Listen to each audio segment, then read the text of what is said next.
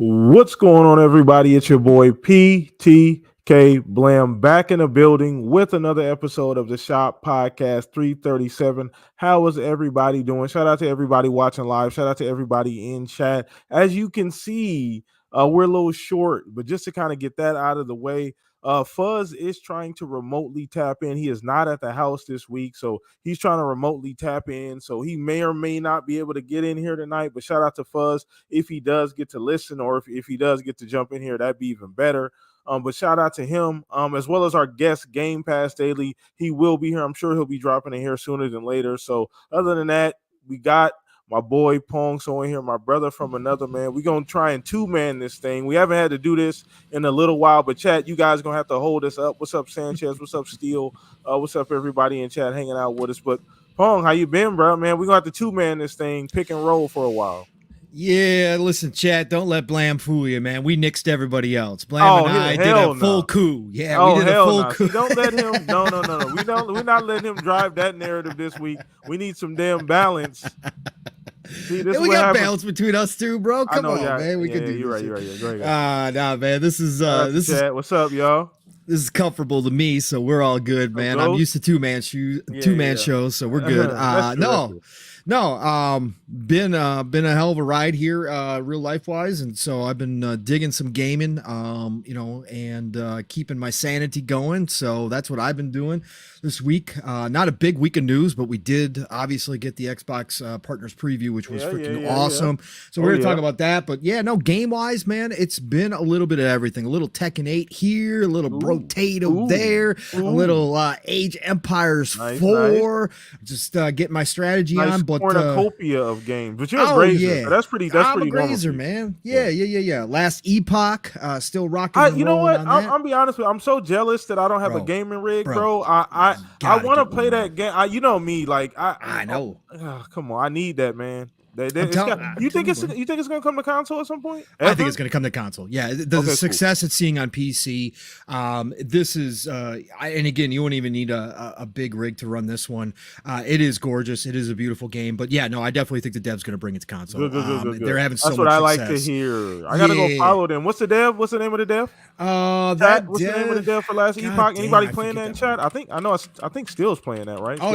Steele's booted it up. He was a founder. So 11th hour games is the 11th hour. I gotta go follow 11th hour games. Yes, but they should be coming at some point. But between those, grazing a lot of different places. But man, the one that has captured me, and you guys all knew this because I was playing the demo, was Unicorn Overlord, and it finally dropped full release.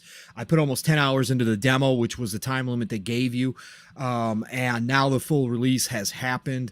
I can't tell you guys enough. If you guys have any interest, I know Psycho, shout out to brother Psychonauts and Mav are both rocking out on this game too. Psycho hit us up in the DMs and said, he said, Psychonauts said he can't stop playing. I understand why. This game gets deeper and deeper the more you get into it. It is all over, bro. All over the timeline popping up. I don't even know what it's about, to be honest. I'm such a noob. It's okay, man. This is vanillaware, man. 10 years in the making. We got an interview this week. They ran out of funds. They went paycheck to paycheck to finish off this game. That's why it took 10 years to come out, man. But they didn't cut anything. They didn't make an incomplete game. They made sure the game was complete and it was their vision from the beginning. This is the most ambitious game they've ever made. Now, they've made some games in the past like Dragon's Crown and 13 Sentinels that were pretty deep. There's a couple other in there that probably people would never recognize. But they are that boutique dev studio. They are just masters at what they do. Yeah. I wish they would grow. I wish they would get some real AAA type funding to make something even bigger. This might elevate them, right? This might give them the exposure they need, right? But they've done so well in the past, and they refuse to put their games on PC. We got that this week, too. Part of the deal with Atlas was that it will not go to PC, and I think this game would just absolutely crush on PC as well. So I'm hoping a lot of people on PlayStation and Xbox are paying attention. A lot of people are picking this game up. Again, classic JRPG. as far as story, graphics go on the outside world. But then you get into the battles and you get the vanillaware hand-drawn animations. The battles is the thing that a lot of people are kind of on the fence about because it is an auto battler once you get into the battle. However, there is deep tactics and strategy to set up prior to the battle and how you form your different groups of warriors and who you recruit. You can recruit over 60 different types of classes in this game. Damn. Like this game is deep. Plus, then you can then you basically have, if A happens, then B is the response with your characters and your tactics, right? And they all have different skills that are set up this way. And you can reorganize all those skills, and those skills grow as you get more powerful, as your levels go up. And so then you can rearrange those skills, and then you can manipulate who you have in each party because the different classes play off of each other in different ways. Like you got your main, like your big boy shield tanks up in the front, and they'll jump in front of your other characters if you've got that. Oh, to tank damage, right? To go ahead and take the damage with their shield, right? So, but this is all the strategy that you get further and further you go into the game. Plus, it's got equipment for everybody. So you can go and buy and find new equipment, new swords, new shields, new wands, new everything. And so you can go through and equip all this stuff. I love the loot. Yeah, man. So there's all of that into it with this great story, this hand-drawn animation that is beautiful. Again, Vanillaware, don't miss. Open Critic 88 right now. Another 2024 absolute home run. Like, again, this year can't get any better. We got about 10 of them already. It can't get any better. So, that's what I'm rocking out on. Okay. Again, if anybody's interested, highly recommend it. I can't tell you enough. If you're on the fence, the auto battler system makes it quick. It's not a turn-based combat system. Sure, it's turn-based, but it's only 2 rounds of auto battling, and so it goes by very, very quick. It's like over with in a matter of probably like 30, 45 seconds, right? The battle is over with one way or the other. You also, if you get into the when you're in the open world, you run around, you free roam in the open world as you would in any JRPG. In fact, you can run and you can avoid enemies if you want to while you're still gathering things. So you can find the bright spots on the map that are gathering points. You gather up all the little stuff on the side. You can run through. You can avoid those kind of common battles.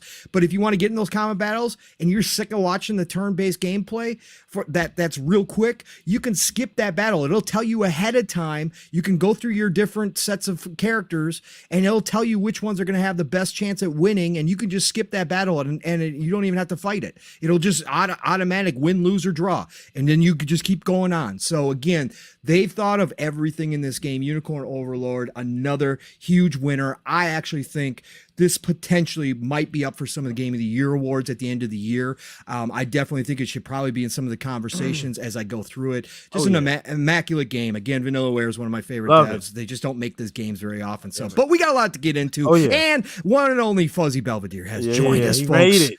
He MacGyvered whatever was going on over there. What was it, like 2 strings, some bubble gum, a coat hanger? What's up, Fuzz? Not much. Got my mobile set up. Hopefully you guys can hear me good. Yeah. You're good. You're in space. This sounds great, man. This is awesome, man. Working out, man. Welcome from the International Space Station, live. Fuzzy Belvedere, everybody. Let's go.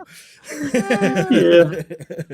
I'm on the road with the wife. We decided to go to Monster Mania Con out here in Jersey. So just getting autographs and things like that, and hanging out and stuff, and picking up some oddball things. Like, didn't pick up any of the horror stuff this go around like I have at previous ones, but got some video game stuff. Decided to get some art paintings of Spider-Man for Spider-Man 2 when I eventually get it. And dude had a lot of like indie game stuff, like for Hollow Knight and Cuphead and stuff like that. So there's a lot of cool stuff. Like, I'm gonna post a pic tomorrow.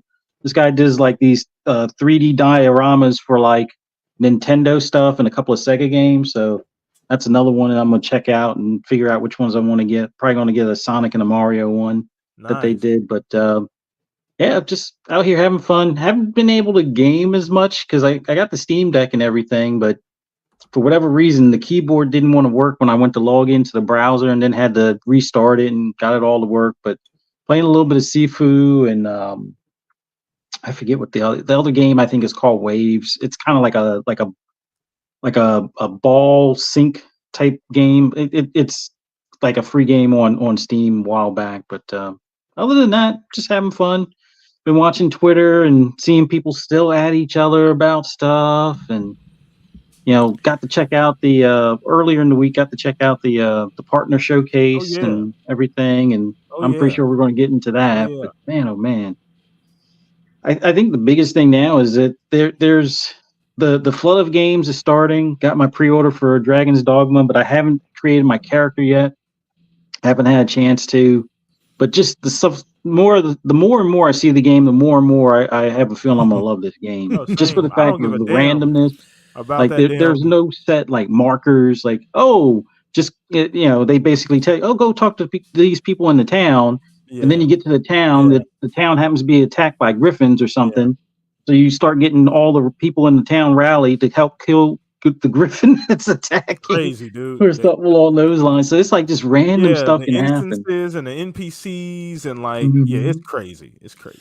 I, So I'm I didn't even bring that up though, Fuzz. But I did pop into the Dragon's Dogma creator, and I'm sure Steel will talk about it too. I know you haven't yet, Fuzz, but yeah, very Extensive. very Extensive. impressive Yeah. stuff. Yes, I spent Yeah. over an hour just creating my main character in there, which is probably shorter. But I was trying to see all the different options. So, but yeah, one heck of a character creator for the new Dragon's Dogma for sure. And apparently, I guess you can create your companions too. Or Yeah, something? One of your you main can. One of your pawns. main pawns you can do. Yes. Wow. Yes. That's just awesome. And then Gotta go in and do the the same. range of stuff that I saw in the character creator with some of you guys' creations and stuff. It's like Yeah. I have a feeling that's probably going to take up most of my year. So much for the Diablo expansion, I guess. But We doing both, man. I'm grazing. I'm dabbing in everything. no, but glad to be here with you guys. We got Steel in here as well. So man, this going to be a good one. Fuzz, real quick, did you is that picture of Michael Ironside out there? Is that where you got that? Is that current? Or is that an older one? Yeah, That was current? that from out here. There's a couple of like man. celebrities that we know from like horror movies, and then there's a few from video games. I'm bad with names, but the guy that played Johnny Cage and in Starship Troopers was right next to his table, but the line was a little bit longer. Didn't have time. What's his name? Oh God, I know who you're talking about too. Yeah, absolutely. Johnny. He played Tarzan as well, but wow. that dude's here. They got Children of the Corn, a couple of the stars from that. Nice. Man, there's just so many, and it's like that's why I kind of like love about coming to these things. It's like there's some video game stuff mixed with the horror stuff, and you get some of the celebrities like Peggy Bundy's here. Well, I forget her real name, but she does Leela, and she's played Peggy Bundy, and she's been in other movies and stuff. She's here, and then John Lovitz is here. I mean, nice. It's just awesome time. It's just hanging out. And then going to like the after party, just sitting at the bar or drinking, talking to people and stuff like that. Just hanging out with the wife. Like since I used to drag her around to all the NASCAR races, this is like her turn to drag me around the places. So and this winds up actually, I guess I'm having more fun than she had at the NASCAR races. So yeah, it's fun. Man, you're just in hell right now, Fuzzy. First you get dragged on a cruise. Right? And where you're meeting celebrities, and now you're getting dragged to freaking cons, which you're meeting Michael Ironside. Man, who said retirement's easy, everybody? Who said it? They lied.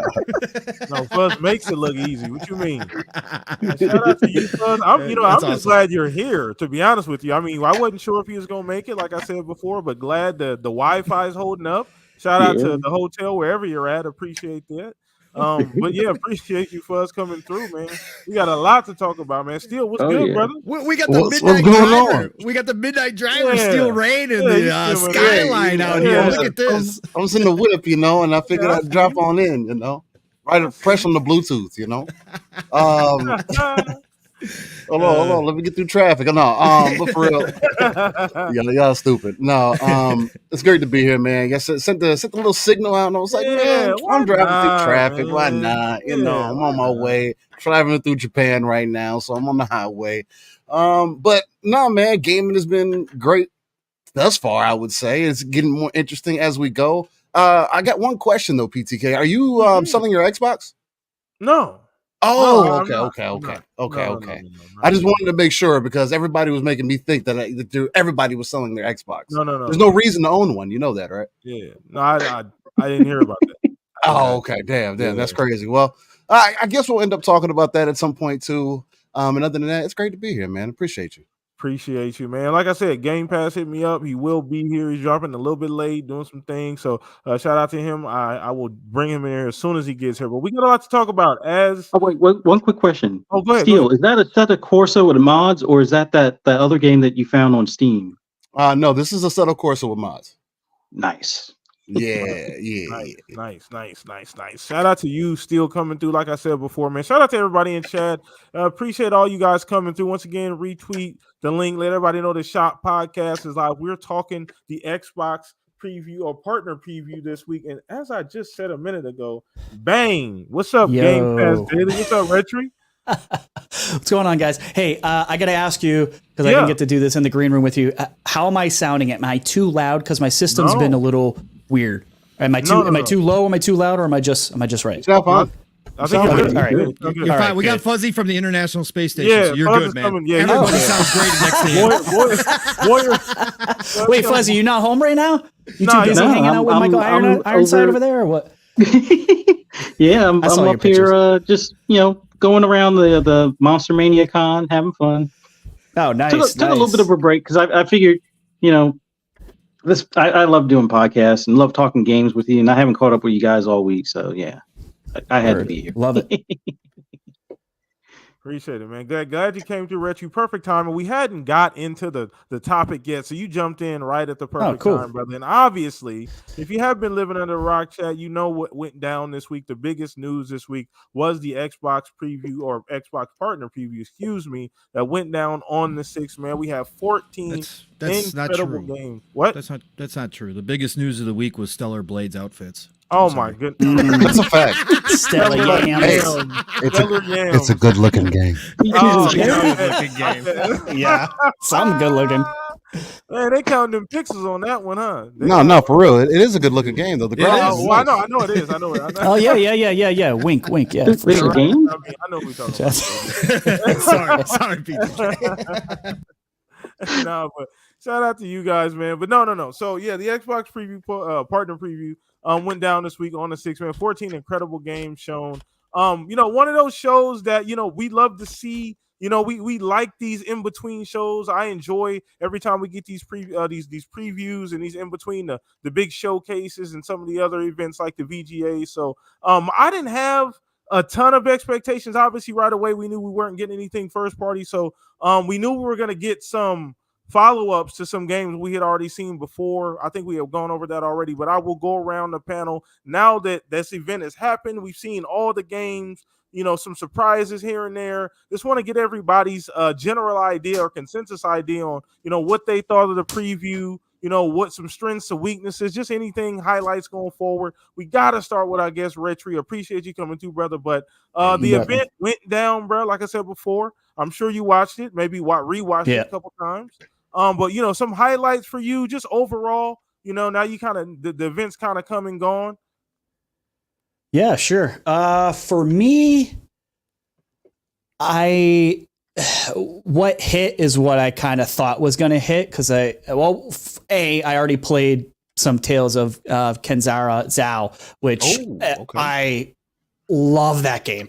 Nice. Maybe more than most people would. I'm going to praise it. I've been waiting for an Ori replacement, and I know it's not. I don't think it. Well, I don't know. I don't think it's going to have the length of Ori or some of these other like Metrovania side scroller games, but I really enjoyed my time with it. I think it's really good. The story's really compelling. It kind of pulls at the heartstrings a little bit with his father. I don't want to get into anything if you guys don't really know the story in that, but facts. No, it's fire. He has a really fire story. Yeah, absolutely. Really we saw him we talk about it. What was that? Was that VGA's? Was he on the stage? Yeah, it was a Game Awards. Yeah. Thank you. I couldn't remember exactly where he was. And I'm looking at, I remember when he was on the Keeleys too, and I'm looking at the guy and I'm like, I recognize him. And it was because I watched the HBO show whatever the hell it was called, something Wolves or whatever, where he's playing an android, which is fantastic, by the way, which I can't remember what the hell it was called for the life of me right now. But back to the game. The game, though, is fire. So hopefully you guys will play that. I think it's probably one of the best games that was. Some people were arguing out of these. Just as good as like Prince of Persia. Yeah, well, here's the thing: is a lot of people are going to compare it to Prince of Persia. Game, right? I haven't. The thing is, I can't compare it. I haven't played Prince of Persia. I was gonna get the subscription literally just for Prince of Persia because I have a little bit of qualms with the pricing of Prince of Persia, so I kind of didn't want to support it because I thought it was a little bit high, even though people were saying that's their game of the year, whatever. I'm sure it's fantastic and it's right up my alley, so I will be playing Prince of Persia. But this game is very much giving me that fix, because I played the beta and it's fantastic. But let's see what else was there. Path of the Goddess, Capcom game. Definitely looking forward to this one. A little different than I expected. Yeah, it definitely has a different feeling to it. I really like the combat where it's almost like a scarf, like trailing your sword or whatever. I just like the look of it. I am slightly worried that I might have a tough time following the action in it because it's very colorful, almost maybe too colorful. Where there's a lot going on at the, you know what I'm saying? Like there's a lot going on at the screen at the same time where I'm just like, sometimes I get lost. I'm getting old. I'm just basically showing my age here. That's fair, I guess. I mean, it's like an old man on the lawn. Yeah. I can't see what's going on, but honestly, it's Capcom. I'm super excited that they're continuing like their relationship with Xbox. That's to me as exciting as the game itself, just to see that we're getting day one in Game Pass with Capcom. We're getting more Eastern games. Day and date, brand new IP. We got the last one, the dinosaur game from Capcom that didn't really hit with me. Exo Primal. I also played the beta on that. I didn't love it. I thought it got boring very quickly and repetitive, but it's Capcom. I expect this one to hit. So, and I think they said it's coming out this year. So the combat, that's what I always look for. It's gameplay over graphics every time for me. So, and the gameplay looks like it's going to be a lot of fun. So that was super high on my list. But the one that stole the show for me is the first Berserker, Kazan. 100%. Yeah, man. 100%. And the weird thing is, I have no clue how I freaking missed this game. Like I don't remember seeing it before. Yeah, dude. Like look, again, my age, I don't know. Maybe I did see it and somehow I just don't think I would forget about this trailer, because when I heard it was coming to the show, I'm like, oh, okay, let me go look at the trailer, and I don't remember it, and I'm going, I would remember this trailer. Like, I like that cell shaded look. The combat looks fantastic. I hear it's a Souls type of game. Yeah, definitely looks Soulsy. It is. Definitely looks Soulsy, which can be scary for some. I played Elden Ring. It's scary for me. Like I know, like Steel, like he's good at all the games he touches. I'm not one of those guys. Like I can't just pick it up. You're definitely. I've seen you play Halo. You're better than me. It's fine. But man, that first Berserker with that cell shaded style, like mixed it in kind of with a realistic world, it looks beautiful, man. I'm really digging it. So I think those three were the highlights. Were probably I want to say those were my biggest highlights. Unfortunately, none of those are coming to Game Pass, but that's okay. There's like the altars looks interesting. I like the multiplicity kind of thing. Going on. It's it's got the Starfield type of look. So I'm definitely interested in the altars and to see how that goes. That's actually interesting that you say that. I've been away from Twitter for a hot second, so I don't know if I just pissed a bunch of people off by saying that. No, I mean, no, that's your thought. I mean, it's just funny because the last space game that I played was Starfield, and when I saw the altars, I was like, that kind of looks like Starfield to me. It does to me. I thought. I mean, look, Starfield is very divisive where it looks like the best looking game I've ever seen in some sections. And then I look at it like a C grade NPC and it just looks terrible, but this game looks like somewhere in between, graphically, at least. Like the altars looks somewhere in between, something that's like high budget and something that's AA. But I'm interested in like Frostpunk. I never played the first one.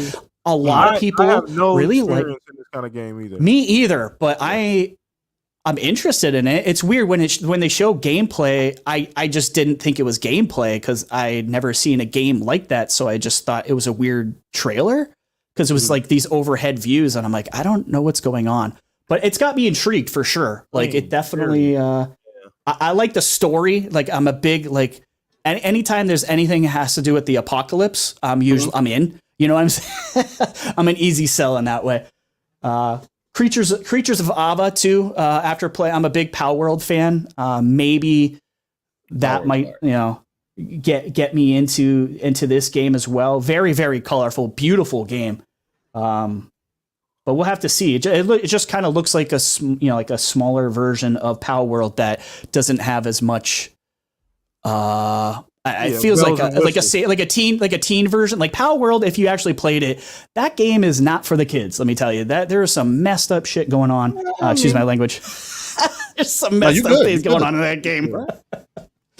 But yeah, I think that's all I got. My downside would be Monster Jam. Like I was just like, why is this here? I thought it was kind of cool.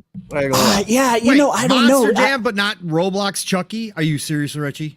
Oh boy, let me tell you. Okay, if we're gonna talk about that I can make fun of as well too, man. I was like, you could literally see the pixels in that shit. Yeah, I mean, Roblox isn't, graphically, that's not what people play it, but I get it. I understand because it threw me off too. I'm watching. I didn't realize. I guess I haven't looked at Roblox enough. I did not look. I did not know it looked like that. Being the game that it is. Well, it can look better. The Juggernaut. There are games within Roblox that they've created that do look better graphically, but it's generally that's how Roblox looks, bro. It's not okay. All right. That definitely solves that mystery. I mean, I love Chucky. I love that they're going dark with Roblox. Good for them. I'm just my question. I'm like in my head. I know it's mostly younger people are playing this, so in my head I'm going, who the F is this for? Like if it's Chucky in Roblox, like who's this for? But I love Chucky, so it's all good. But to me, Monster Jam just looked boring. I was looking at it and I'm like, it looked a little too bland of a game to me. But I'll take the L on that one if it comes out and it's fire and it's awesome. Yeah, that's pretty much all. That's pretty much all I got, man. Yeah. That's no worries. No, they said the chat said Monster Jam slander will not be tolerated. Right? Oh man, you gotta be careful. I know. Hey, that is a rabid fan base. Yeah, you gotta be careful, man. It's growing fast. So, but no, shout out to you, man. Appreciate it. But no, it's once again there was a lot of different things shown, chat, and I think that's the variety is what I get excited for. Big time. Another game that they showed that was really cool. I think there was particular one part of the trailer, the Unknown 9. Where I forgot about that body, and then you were able to control the your adversary, and then direct them to do something, jump to the other one. You know what I mean? That was kind of cool. I don't know I don't know if that's something you can do over and over again in all bunch of different scenarios, or is it very limited, right? Because that could be limited, right? Still, so you could only do that maybe in special circumstances. So I don't know how big that game is, but I thought that looked really cool. You're right about Frostpunk too. I saw that game. I immediately thought Pong. I thought Pong Mav. This is something I'm sure they know about already, and I'm sure I've been looking for it. And once again, Pong, right up there, Pong in the back, licking his chops over there. I'm sure he's ready to talk about it. But I was intrigued. Like you said, I think it was just that atmosphere. Like I had never seen really a game that looked like that. I wasn't sure what was going on. I just saw a bunch of. It looked like it reminded me of like Judge Dredd. Is what I saw. Like, you know what I like that. What's that movie when they're on the train and it's like the end of the world and they cannot stop and it's winter? And nobody, you know what I'm talking about? It's an action one. It's awesome. That's what it Didn't really it come out like a while ago? It's a little bit old. Train. Let's see. What the Snow. It's Snowpiercer. Were they going through mountains? Yes, thank you. That was gonna kill it. Snowpiercer. Okay. Yeah, Fantastic film, by the way. Amazing film. Yeah. Oh my god. Oh, you gotta watch Snowpiercer. It's so a good good. movie. Okay. But That's yeah, what no, it reminded me of. But yeah, good so shout out on that. Yeah, for sure, man. But it just that game looked amazing. I was like, what is this? This looks crazy. Like the city building, and it looked like you were, there was some like factions going on, and they zoomed out and it looked like a grid, and it had, I don't know if those were settlements or just different things, man. I'm sure Pong will get in all of that, but like, yeah, man, I just that game, and once again, I think it's only PC Game Pass, so not console. I don't own it will be coming a console. Good. Okay, so I will wait on that for sure. The first one's on console, so. Oh, sweet. So Yes. that might be something I need to go back and check out. Yeah. For sure. So my highlight too was Kazan, bro. You right. Like I'm sorry. Yes, brother. That was my highlight of the show. I know so people good. complain a little bit about frame rate. I did notice that. I don't know if that was a gameplay or if that was a stream. Anybody catch that? Pong, you catch? Yeah, Steel talked about it this morning. Okay. I don't know. Yeah. The stream. I think Hard it to was tell though, right? I think it was the stream because the first time that we seen it, it didn't look that choppy. Yeah. I don't think so either. Yeah. I don't think so either. Or So I just caught the video. It could have been something wrong with the video. I mean, it was on YouTube. It was 4K 60 versus Twitch was 1080. So maybe I don't know. Maybe it was just the stream. I'm hoping it's to stream it. So I mean, ultimately, Retro, it didn't take anything away from what I saw, to be honest with you. And I'm not even in the Souls games, but I was sold. It gave me Berserk vibes. Heavy Berserk vibes. I'm a big Berserk fan. So I'm not into the Souls stuff, man. But I feel like I gotta try again. I have Elden Ring, but I don't play it like in just 100% transparency here. But I gotta try again. We'll forgive you. Yeah, I got to take a chance on something, chat. You know how it goes. So I'm trying to expand my horizons here with these games. So, but yeah, so I think for me, that was pretty much the highlights on my end. Still, I know you're gonna get into this too. But what are some of your highlights, lowlights?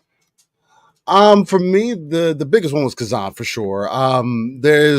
It's just looked like such a unique game, and I've been looking for more games that take advantage of the and IPs like BlazBlue or Guilty Gear, where you take that central character that I thought were always really cool. I always go to Ragnar Blood Edge from BlazBlue, just because he's really dope with the big sword, white hair, gives me Dante vibes.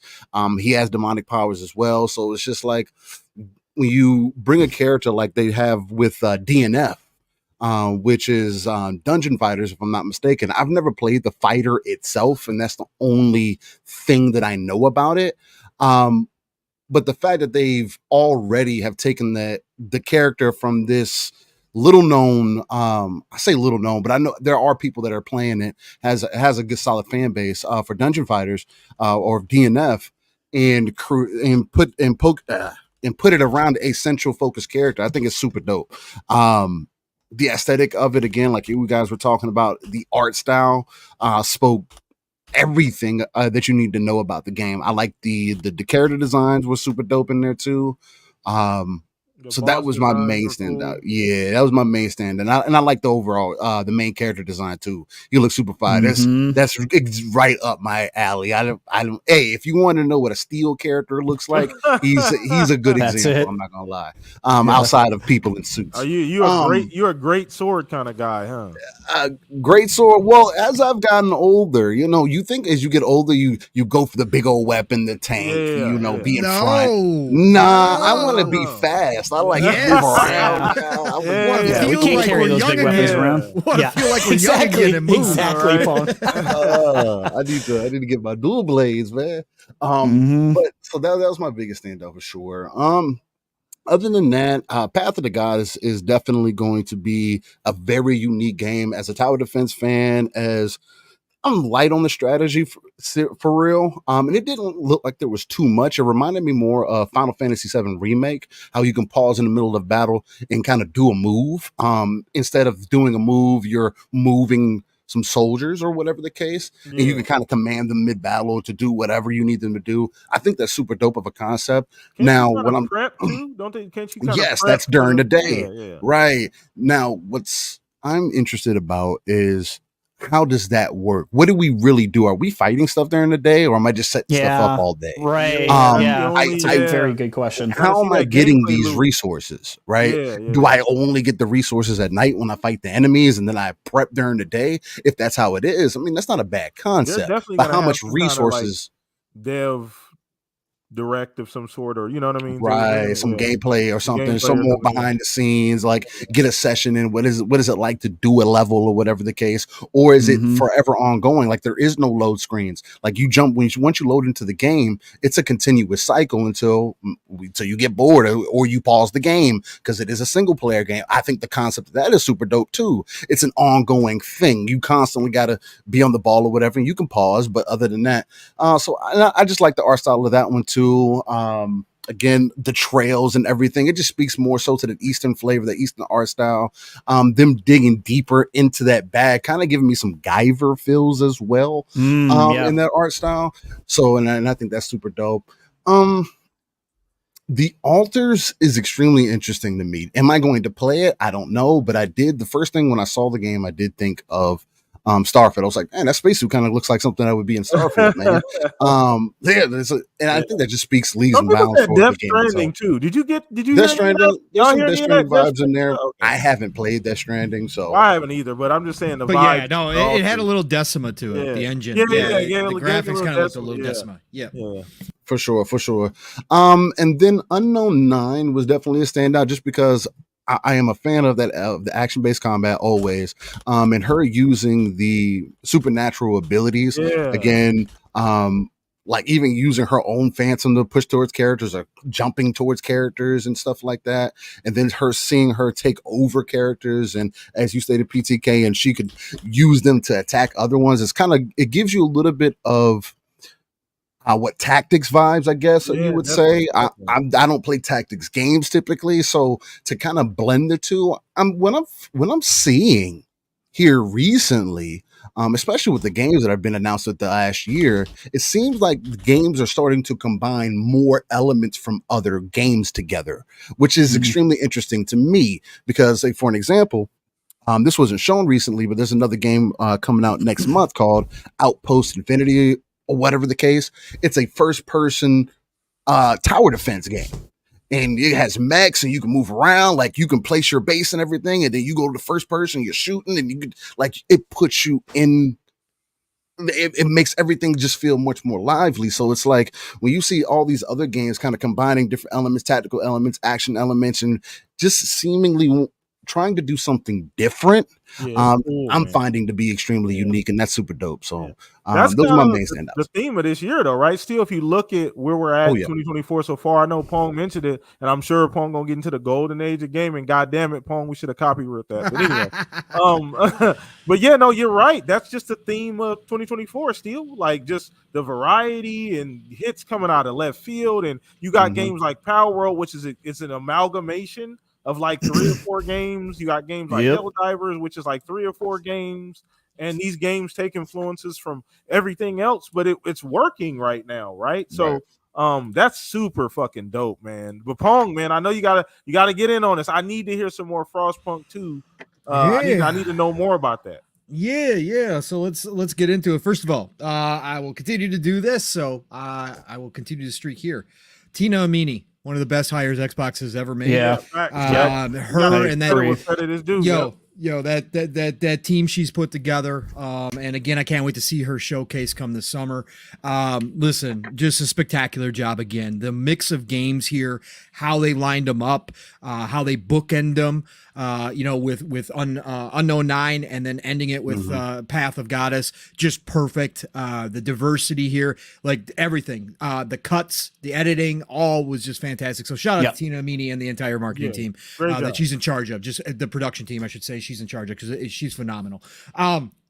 So really some standouts for me. Obviously, again, you guys talked about some. Unknown 9 caught me right away. First thing I thought of, and the first thing that the Fun Speculation crew that was co-streaming it thought of, was Assassin's Creed. I was like, what is this? Like, I was like, is this a Mirage DLC? What is this? But then obviously turned into type of kind of strategy action based game where you can control the enemy characters, you can possess them. And I read a couple, some journalists, some outlets got to go watch somebody play it for about an hour. They didn't get hands on, but they got to watch somebody play it. So there's some descriptions out there that are a little bit more in depth than even what we got to see gameplay wise, but that was fantastic. Sleight of Hand comes next, and this was the first 11-bit studios. And the interesting part here is we got 3 11-bit studio games. What I had forgotten about, was something that Mav reminded me on PM to PM on Thursday.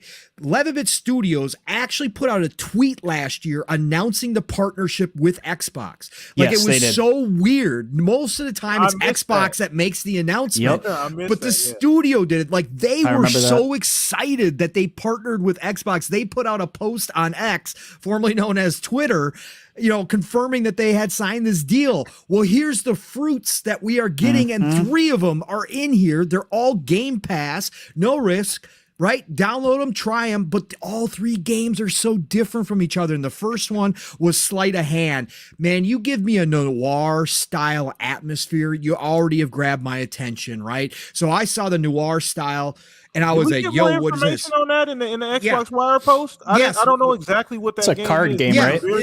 Okay, so it's a third person stealth 'em up meets card battler. So you got a combo platter like Steele was talking about. We see people kind of taking genres and blending genres and twisting them on their head. Again, Path of the Goddess does that as well. Like, that's what we're starting to see from some of these studios. I love it. So when I saw the noir, I was in already. Then I start seeing her sneaking around, and I'm like, oh, we got some stealth. Okay, all right, we're good. Then I saw her whip out the cards and start throwing them in front of the enemies and having different magical effects happen. I'm like, oh, okay. Now, I'm not always about every single card battler game, but I will play them, and I found some that I really love.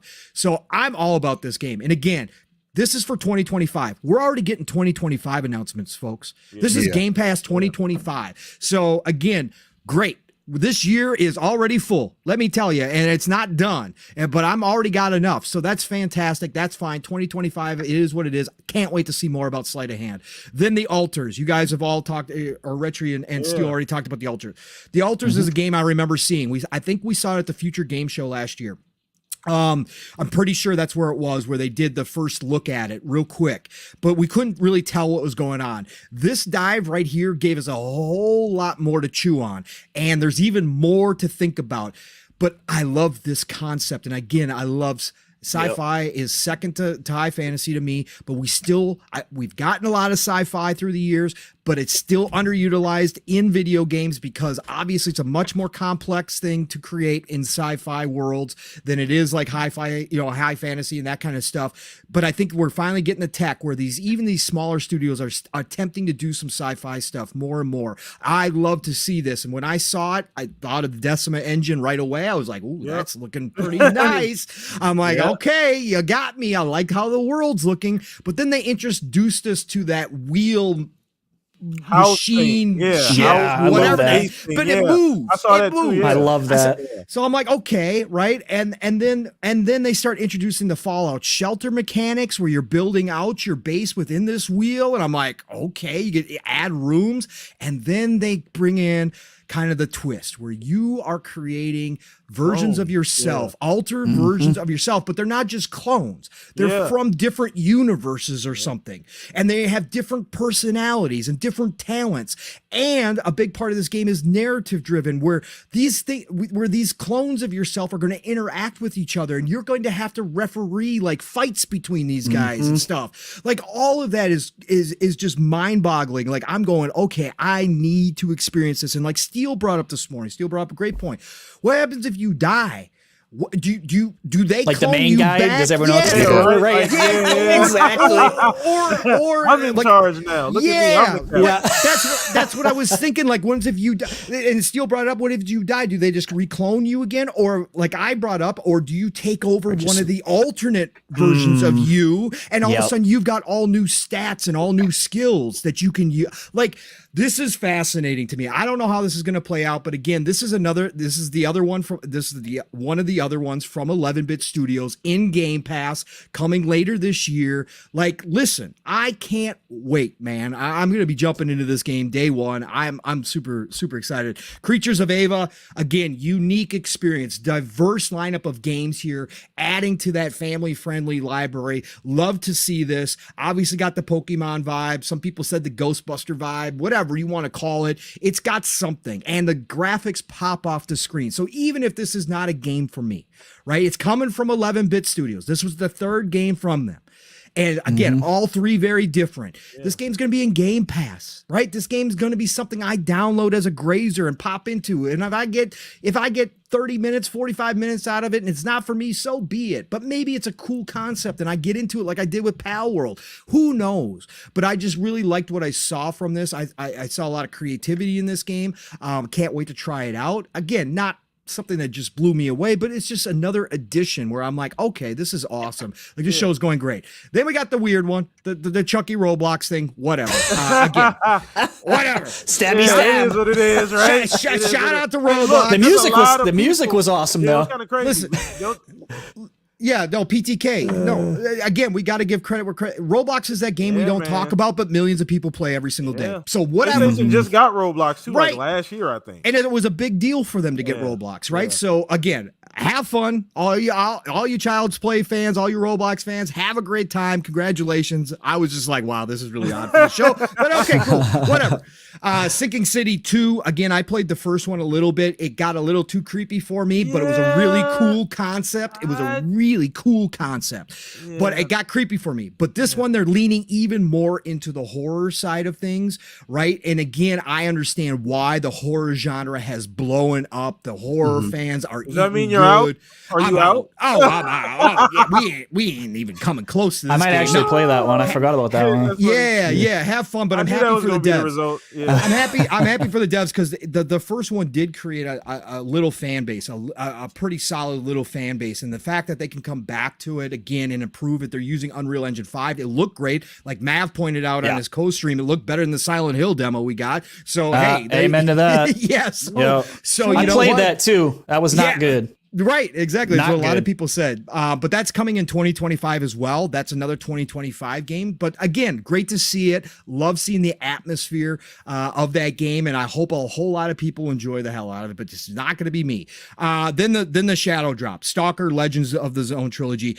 This is beautiful. I don't know how GSC Game World, in the middle of everything else they got going on, trying to finish Stalker 2, find a way to remaster the original trilogy for console and get it out. I don't know how they did this, but they did it, and I think it's fantastic for everybody who never got to try Stalker, the original set of games, on PC. It's never been on console before. The fact that they did the work to get the controls to work, that's all fantastic. And again, for $40 for all the games and DLC, if you are interested in the Stalker universe, if you're super excited for Stalker 2 and you want to kind of get the background, jump into this and play it. I will eventually be running through this trilogy before Stalker 2. I didn't buy it day one because I just got too much right now, but I am planning on buying this. But I thought this was a great shadow drop. Great to see. I got to play some of the original Stalker. I didn't get to play the whole trilogy. I had friends with PCs back in the day, so I did get to dabble in PC, and Stalker was one of them. This is a great game. And now I saw some people having some hands-on time now that it's out. Boxenberger, shout out to Boxenberger today. He put out a post saying, hey, it actually holds up pretty well. He said the gunplay might be a little dated, might not feel so great, but he said the games actually hold up. Again, the story is awesome. Some of the decisions you get to make in these games with the consequences. So go hop into this. $40 for all of them or $20 a piece. Try them out. I just go do it again. But I love to see this. I thought this was awesome to have this here and to have it available that day. Monster Jam Showdown, not for me. Unlike Retri, I liked what I saw. Again, maybe this comes into Game Pass someday. Maybe it goes on sale for $10 and I pick it up on a whim. I'm an old school monster truck fan, not so much anymore at all, but I grew up with Bigfoot. I went to monster truck rallies. I did all of that stuff when I was a kid. So when I see monster trucks, I still get a little kid in me and I still got to smile a little bit. And this looked like it plays pretty well. So that was cool. We got some bonuses for Xbox Ultimate people, which I think is awesome. This is something that we talked about years ago that they could start doing, which was adding DLC for some of these games to your Ultimate subscription. And it's taken this long to really start to kick in here, but I love this. Persona 3 expansion pass, the Persona 3 Reload expansion pass being available. It's coming in 3 different waves. Yes, a lot of it is cosmetics and musics. That's a big part of the Persona series. However, really they smart though, man. It's ultra doing that smart, Eastern, all this Eastern stuff. This is exactly. It just shows like how much they are backing it up. Not only are you getting the games, you're getting the DLC now too for a very popular game. That's super smart, in my opinion. Absolutely, and this expansion pass will include the story expansion, which is a big part of this, and that will be coming out later this year. So just to include it for your Ultimate subscription, just more value, man, and really great for all the Persona fans out there who are playing Persona 3 right now through Game Pass anyways. So, hey, hats off. That was a great addition.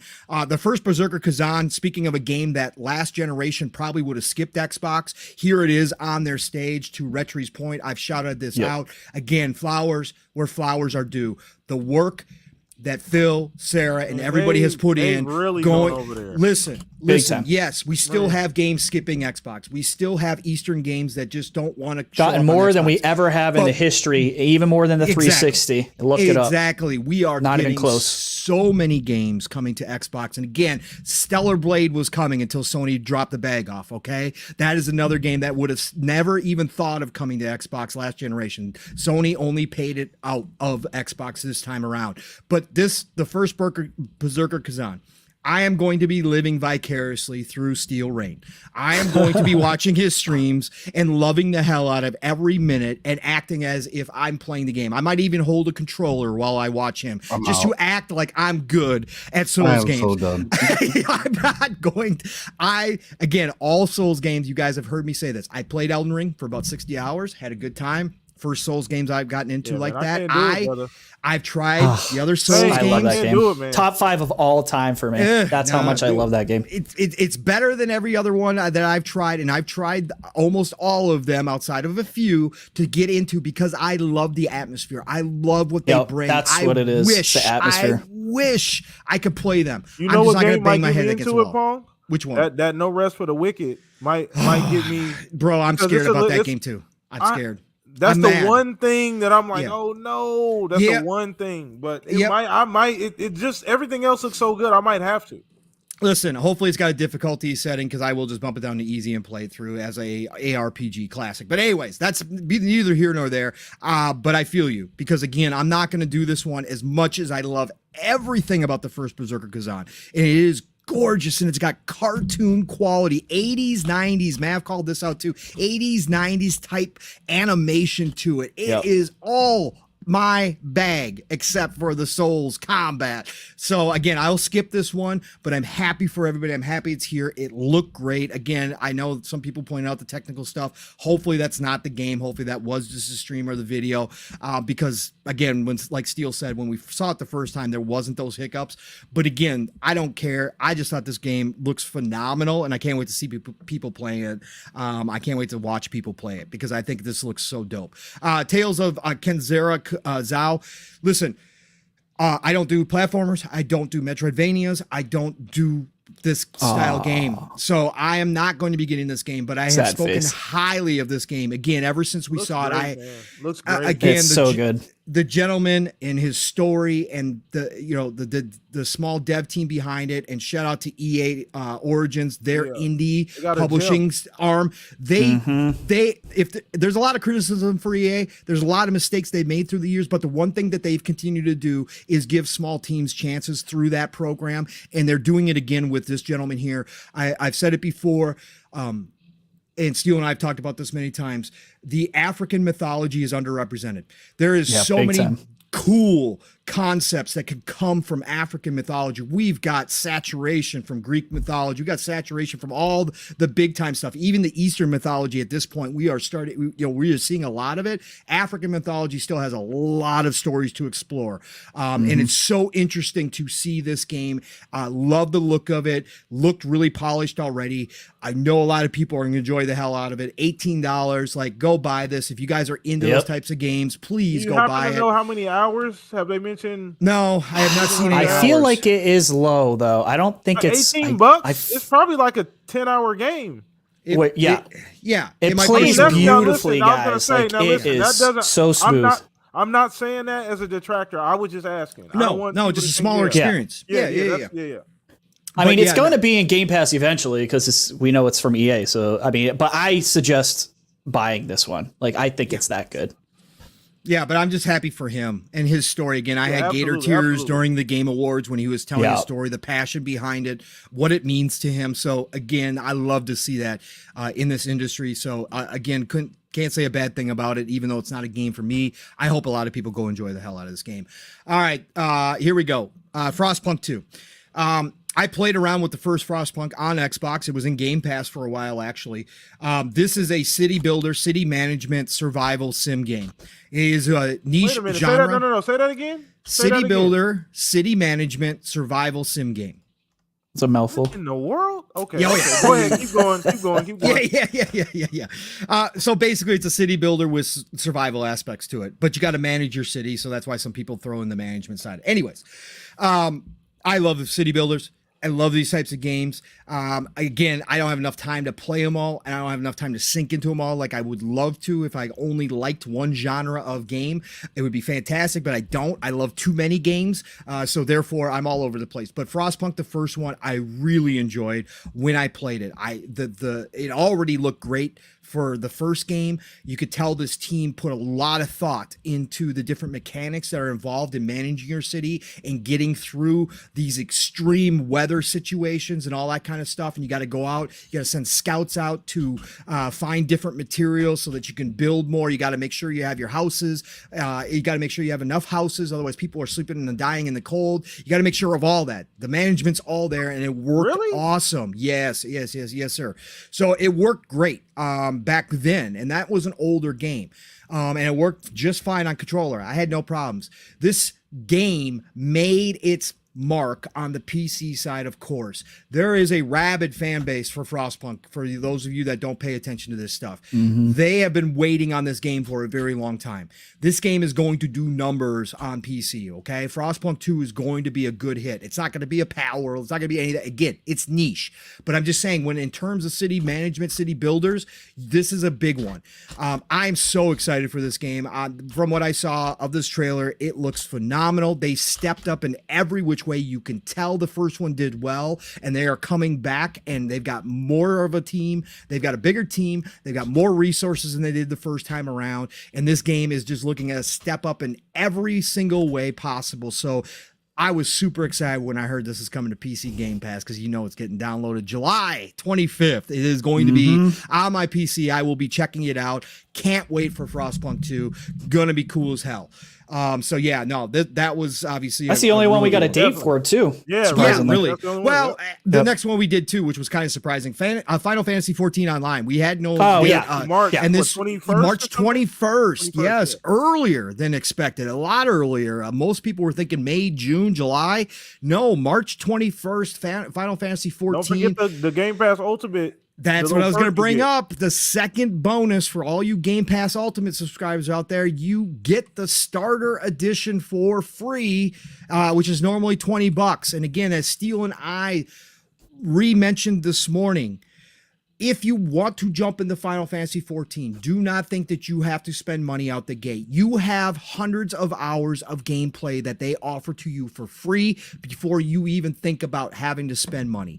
So if you want what is the monthly charge? I can't. $15. 15? It is 15 bucks a okay. month. Yep, $15 a month. Yep. But again, they give you up to I think level cap 70. 70 or something? Yeah, that's but what within that level cap 70, there is so much to do. Me and Steele started out, you got at least 100 hours. Our chat on on split screen blew up, and some people were like, "Nah, you got 300 hours at least if you want to do stuff." Really? Yeah, that's a great incentive. I gotta try it. I gotta try it.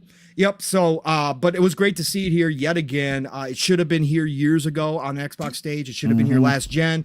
It's sad that it wasn't. Again, I've been clamoring and hammering the table for this to come. I was just hoping it was going to come a whole lot sooner than the middle of the golden age of gaming, in which I have 30 other games to play, because I can't do it. I'm going to eventually do it, but I can't do it right now. But man, hop into Final Fantasy 14 Online. The beta was one of the most downloaded games on Xbox, obviously showing that there is going to be some people who they're going to get a nice audience out of the Xbox side of things, which is great. Yeah. Hats off to the entire team over there. They've carried Square Enix. They've kept Square Enix alive for a lot of years, a lot of lean years without Final Fantasy 14, and it continues to be popular. And this new expansion will blow it up yet again. Yeah, that's one game we don't get those Square Enix tweets about that's underperforming. We don't get those about that game. This is their money printing machine that's kept them alive, man. So that was great to see. Love to see it, and love the little addition to Xbox Ultimate Game Pass, another added value. So there was that. And then to finally end the show, bookended with Kunitsu Agami, The Path of the Goddess from Capcom. This is all me. This game from day one when we saw it last year at the showcase, I said I'm in. Now that I find out that it's tower defense mixed with real-time strategy, mixed with action combat, yeah, man, you are bending genres, Capcom, that I love, and you are giving me this gorgeous presentation. I hear what Retri says about kind of chaotic because it's so colorful. I don't care. I will find my way. I will close one eye if I have to see things properly, because this game is everything that I look for in a game. Again, I've said it time and time again this week.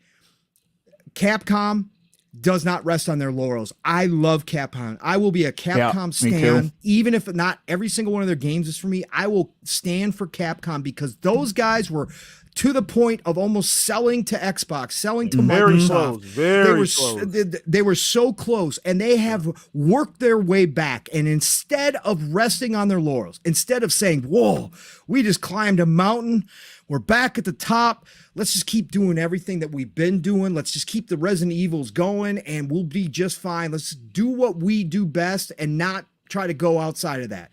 Instead, they're back to the Capcom of the 360 days when they were one of the kings. They are out here experimenting with new IP. They are making partnerships with like Xbox to put that new IP on the Game Pass, to give it more eyes when it launches. They are back to the days of when they were giving us games like Lost Planet, right out of the blue, that nobody knew about.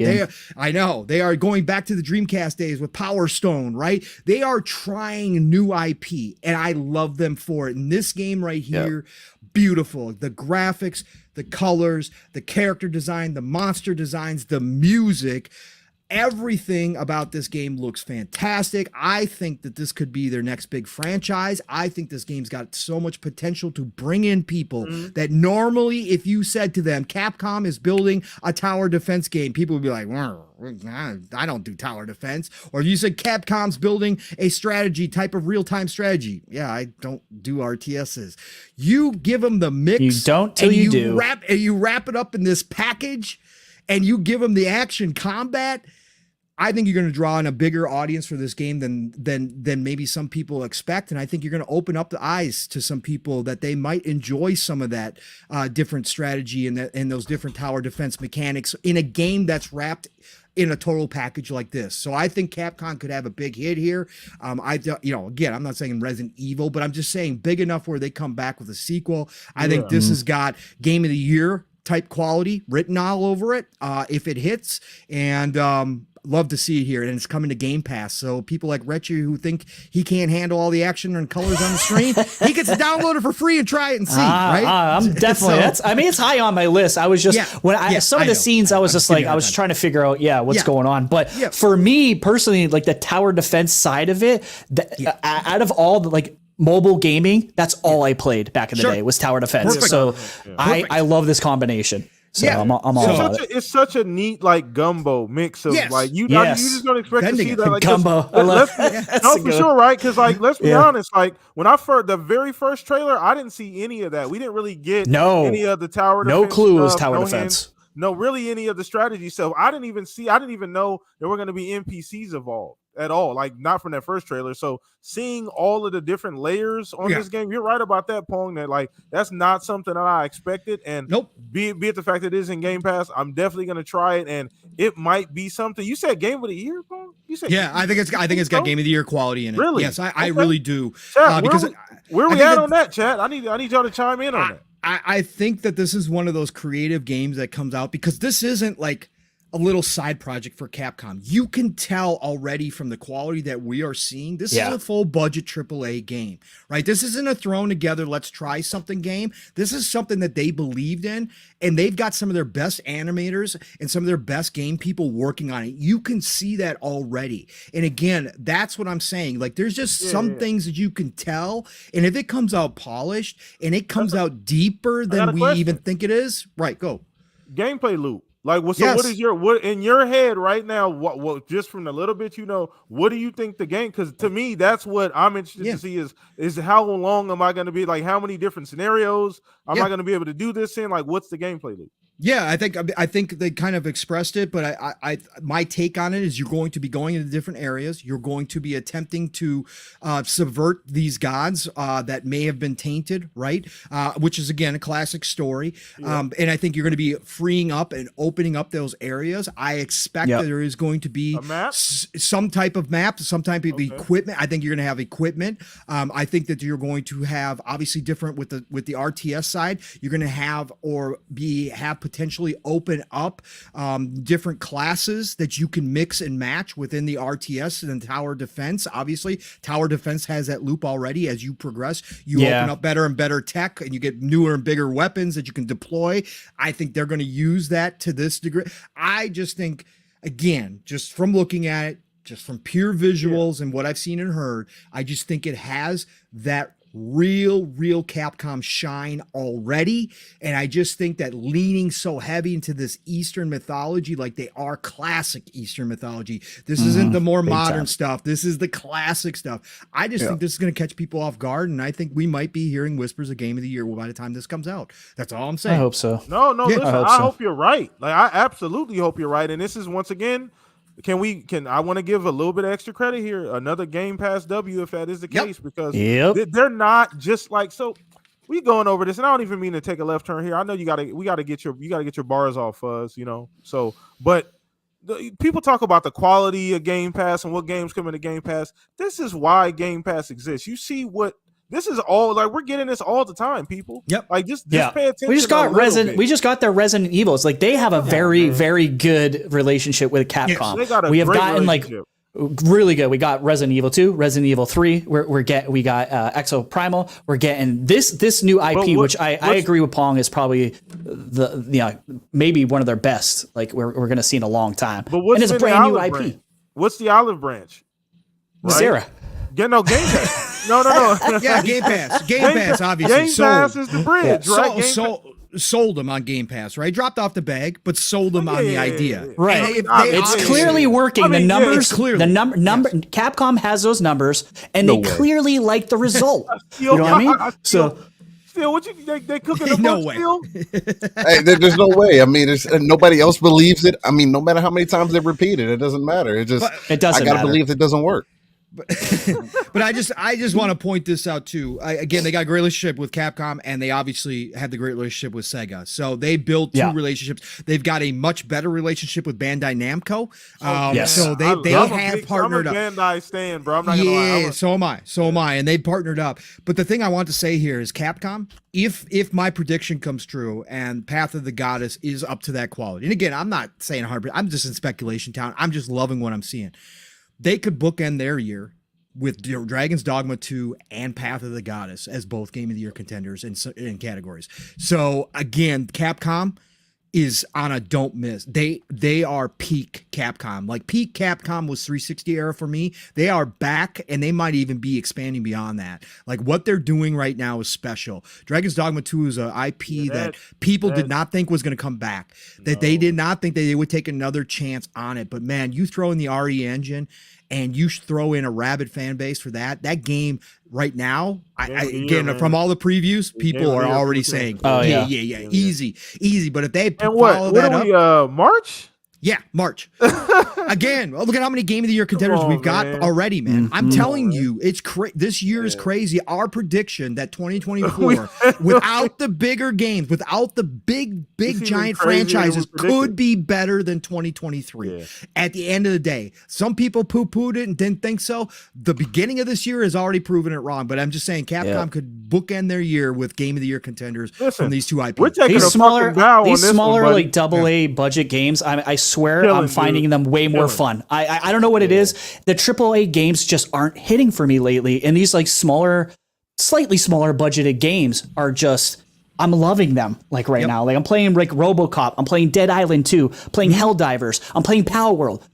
I love all of those games. And it's like, they didn't need a $300 million budget to get me, seriously playing into these worlds. So still, Pong. Consolidation is bad, right? Oh, bro. That hampers creativity, man. Where all the games go? Bro, this is it, man. We had a long conversation this morning. And to Retri's point, like that's the boardroom talk right now, right? The boardroom talk.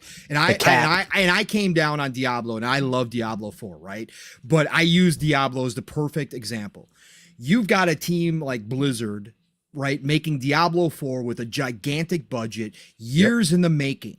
And then you put that out there, and instantaneously, tons of people bought the game, sold extremely well, pre-orders through the roof. The beta did wonders for that game. They crushed it. We were all super excited. They come out with the latest build, and they had screwed up so much stuff, and then they come out with season 1 and absolutely demolish the fan base. But they have all this experience. They've got the granddaddy of all ARPGs, and they spend all this money with this huge, talented team. And then you got games like Last Epoch, Path of Exile, fraction of the budget, competing 1-for-1, and in fact, in some areas, putting your game to shame. The boardroom conversations for these AAA, these big developers, these big publishers. You would hope so. You know it. They're going, what are we doing? What are we doing, what's guys? the biggest example been this year, though, Pong? What's the biggest example this year? Power World. 100%. $7 million budget. Let's get into that. And it started off at like a quarter of that budget with like 10 people. Right. Like, so you've got to be rethinking the way you're doing. If you're not, then I don't know what you're doing. The biggest brand on the planet Earth finally had to sit back and say, wait a minute, maybe our game isn't as good as we thought it is. And then you've got, and then let's add to that. Oh my God, we sidetracked this shit badly because we still have fuzz to get into here. By the way, I love D4. By the way, I'm not shitting on D4. I love that game. No, I love Diablo 4. I love it. I still got to download it. I've still been playing through the seasons. I love that game. I will always love Diablo. But man, Last Epoch recently, I opened up my eyes. Okay, anyways, the last thing I'll throw in here too. Let's add in Helldivers 2. All these AAA big companies spending hundreds of $millions trying to capture games as a service, right? Trying to capture the co-op multiplayer game, the golden goose. All these companies trying it. This little team Arrowhead using an engine that is no longer supported from 8 years ago, creates a game for a fraction of the budget, drops it into PlayStation and PC, and it becomes a phenomenon. Because you want to know why? At its core, gameplay over graphics. Fun. Yes, it's fun. Gameplay every time, brother. And the graphics aren't bad. They got a couple of devs re-engineering this engine just to work properly in this day and age. It's the crazy thing is, not only are they doing that, they're dropping new content. Yes, constantly. Yeah. And they're full transparency. They've been open and honest with the fan base. The shortcomings. They're doing everything the right way. And not overthinking it. Not overthinking it. People want to go shoot and blow up shit. Let's give them shooting and blowing up shit. Oh, people like mechs. Let's drop some freaking mechs in here. We wanted Starship Troopers. That's exactly what we got. That's what I wanted. Thank you. Exactly. Sorry. And then you got the big companies, doing away with the licensed stuff. And then you got other ones going from the licensed stuff that did really well from the single player stuff. And now they want to turn more into service, games as a service. So it's like, even the big companies, when they have these meetings, they sometimes trip over themselves. I agree with that, Fuzz. We don't care about that. Hogwarts 25 million. We don't need that. Like that's Who needs another bestseller of the year? Who needs more of that?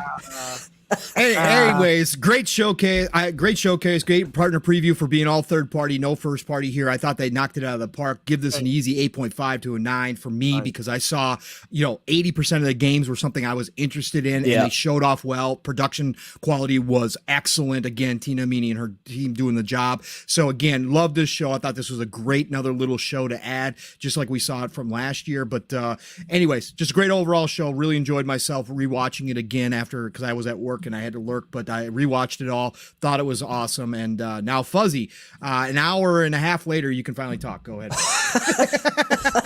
Oh, he ain't there. He dropped out. What happened? Oh, Fuzzy dropped out now? Oh, man. Like, screw you guys. I'm going home. Me and Michael Ironside are going out for a drink. No. The International Space Station's on the other side of the globe right now, so we lost contact. There he is. He's back. Fuzzy, go ahead, speak, sir. Sorry about that. I went to hit the unmute and it closed the window. I'm like, what the? Go ahead, brother, man. All right, so I'll start off with Sinking City 2. I didn't play the first one, but the trailer for Sinking City 2, it gave me the same like Silent Hill vibes and things like that. And being that I'm at a kind of like a horror convention, the horror aspect, appealed to me. I'm definitely going to look to see what that game's about when it releases, type of thing. So Sinking City 2 was one of those highlights for me. The Unknown 9. At first I thought it was kind of like an Assassin's Creed kind of thing, and I liked what I saw so far of that.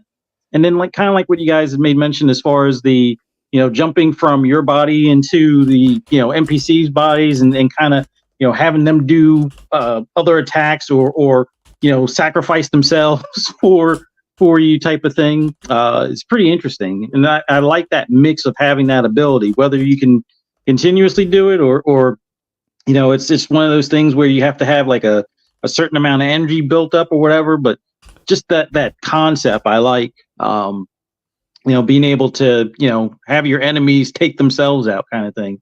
It's almost like the way even though you weren't doing the same exact thing, but I really like that in Quantum Break as far as like time slow down and stuff like that, where you could have them shoot at you, stop the bullets, move them, or move them in front of the bullets and stuff like that, and they wind up getting hit by the other guy's bullets type of thing. But that really caught my attention.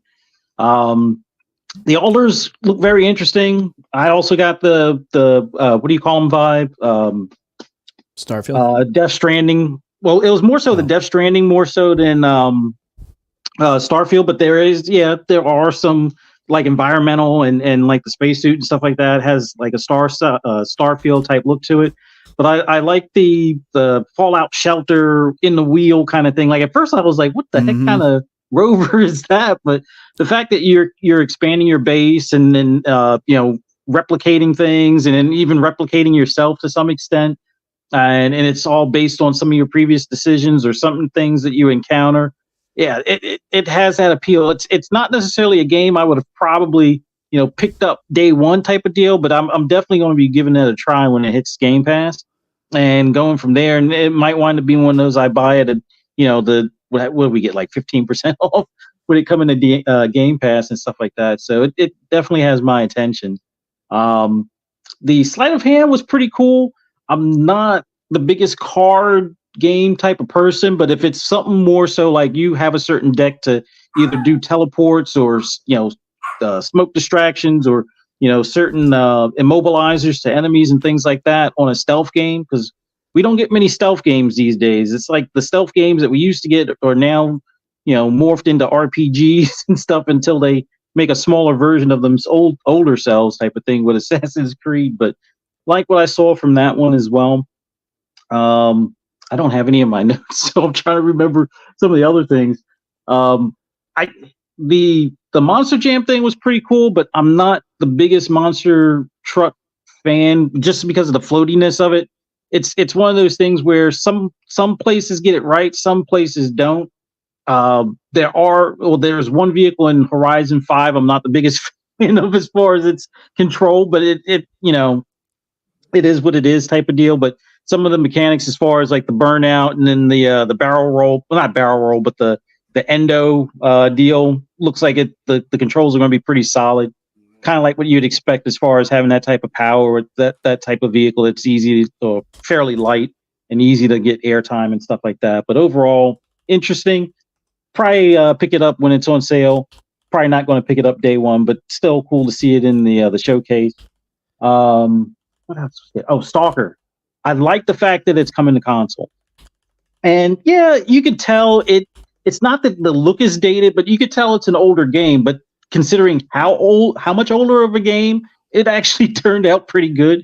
And the fact that we get this as kind of like a wet your whistle before, Stalker 2 comes out, it's going to be a pretty cool thing to kind of hop into, get used to some of the mechanics, get used to the atmosphere. Basically get some insight to the predecessor to Metro, and like an early version of like an extraction shooter, but more of a single player version of it type of thing. I'm glad that they actually brought that to console. I didn't pre-order the trilogy just yet, but I'm going to wind up picking that up when I get back home. The Zao game, which I got serious Ori vibes from. Mm-hmm. I'm probably not going to pick it up on Xbox. And this is going to probably sound weird. I'm probably going to pick it up on Steam just because that looks like the perfect game for me for the Steam Deck. I'm not going to lie. Like, if it comes to Game Pass and I can play it on Steam Deck versus the Game Pass beta app thing that I got going right now, but I'm adding that to my Steam library so I can play that on the Steam Deck because that's a perfect game for that. Perfect. Yeah, it is.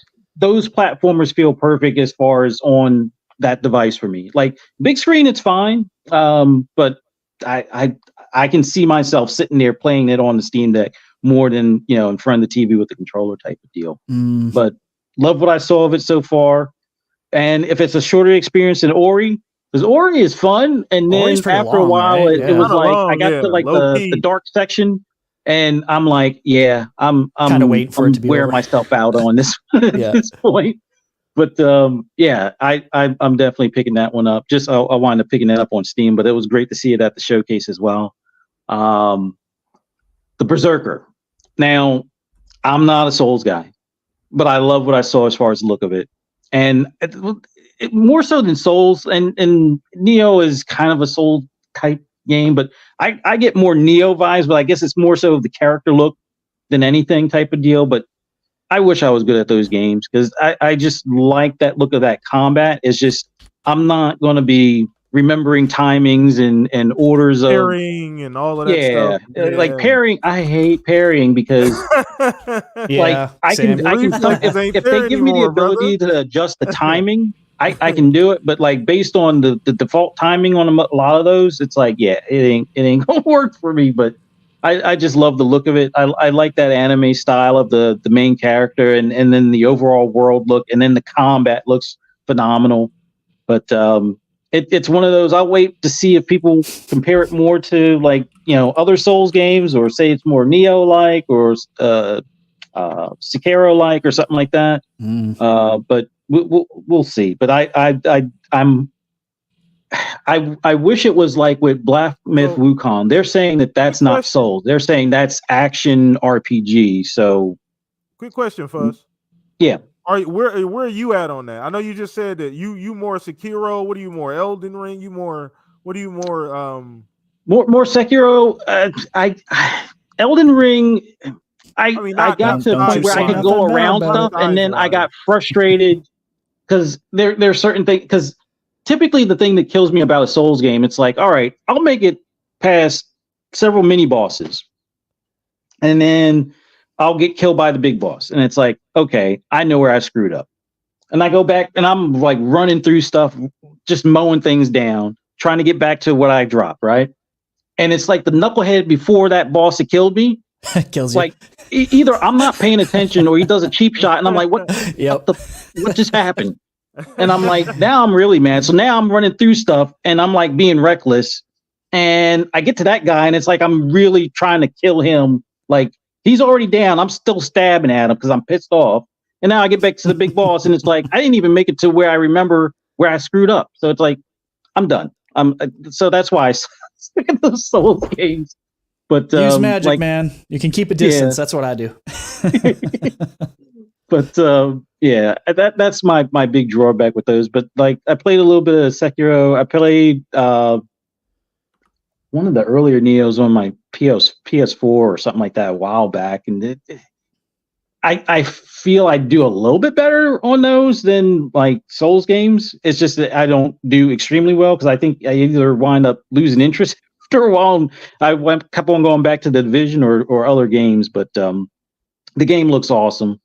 But the big game I want to talk about, just because of the visuals, just because of the ceremony aspect of it, is Path of the Goddess. Like, I was already sold on like some of the earlier trailers that we saw of that game, and with them going into more detail, I just, there's something about the motion, the sword dance, the movement, super fluid. Like all of that. It's so like fluid and just the visuals. And yes, it is colorful. And I know there are going to be times where it gets confusing, but I like slicing enemies and then seeing like power balls drop that you're picking up as resources. Mm-hmm. I like the look of some of those like demon things that are coming through the gate, as far as the variety of them and how you have to kind of watercolor.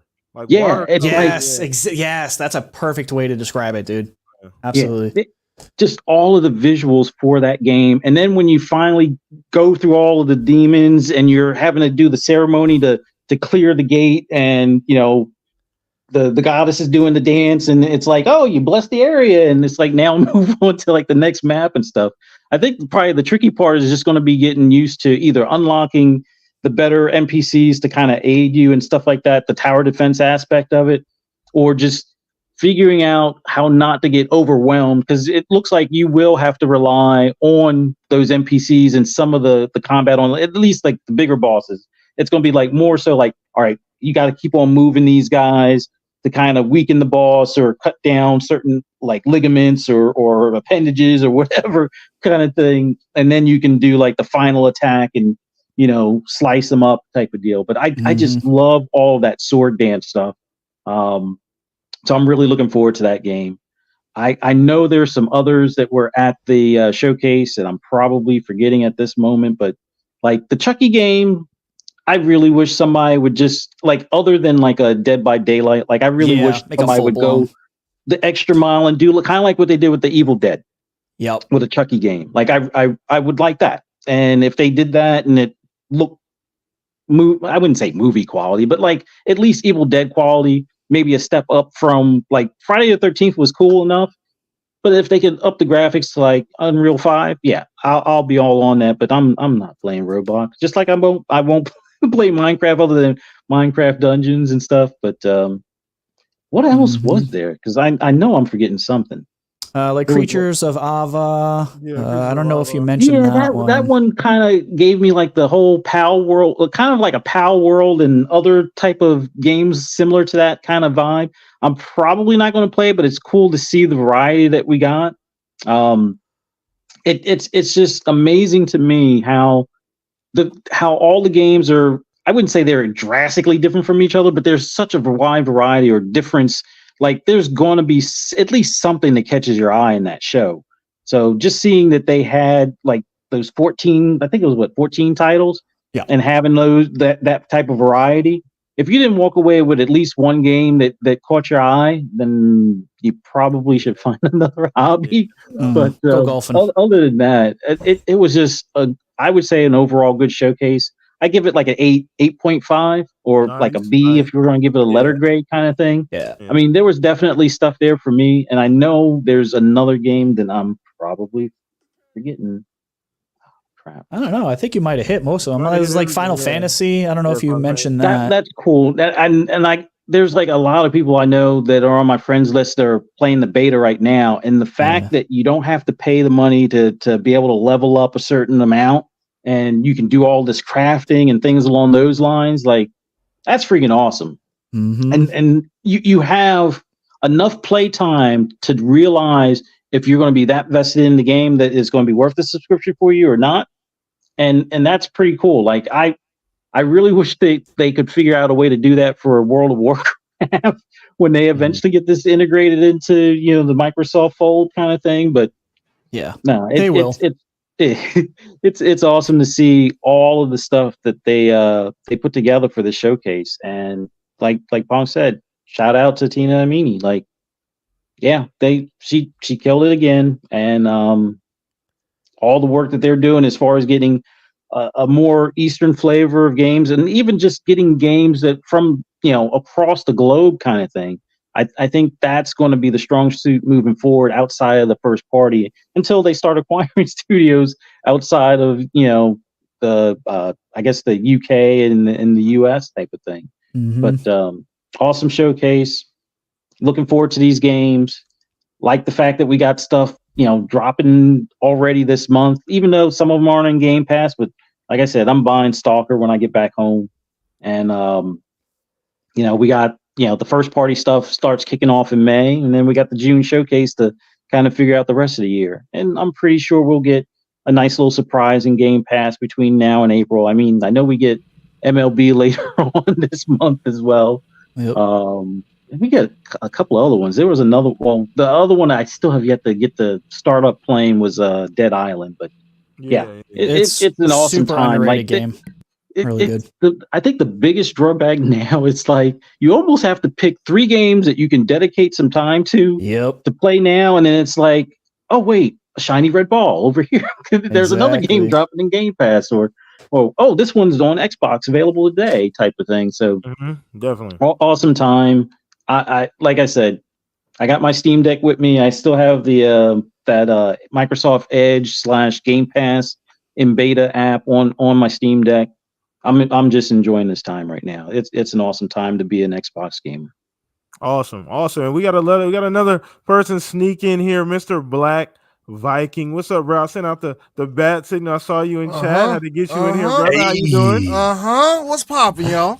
What's going on, brother? What's going on, man? Hey, Pong, Steel, Fuzzy, Daily. What's happening? What's going on, brother? Blam. What's good, baby? Good, man. I'm good. Glad to have you here first time. First time coming through, first man. time for everything, you, man. Yes, sir. I know you've been hearing what we've I'm been a little talking shy. about. I'm a little shy, baby.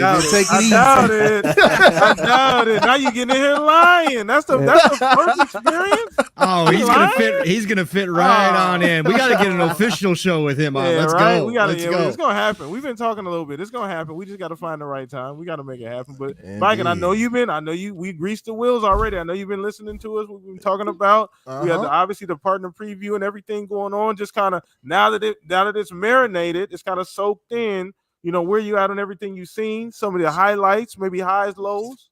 Man, if anything, the biggest takeaway is they need to do more of these. Maybe 3 or 4 a year. Yeah.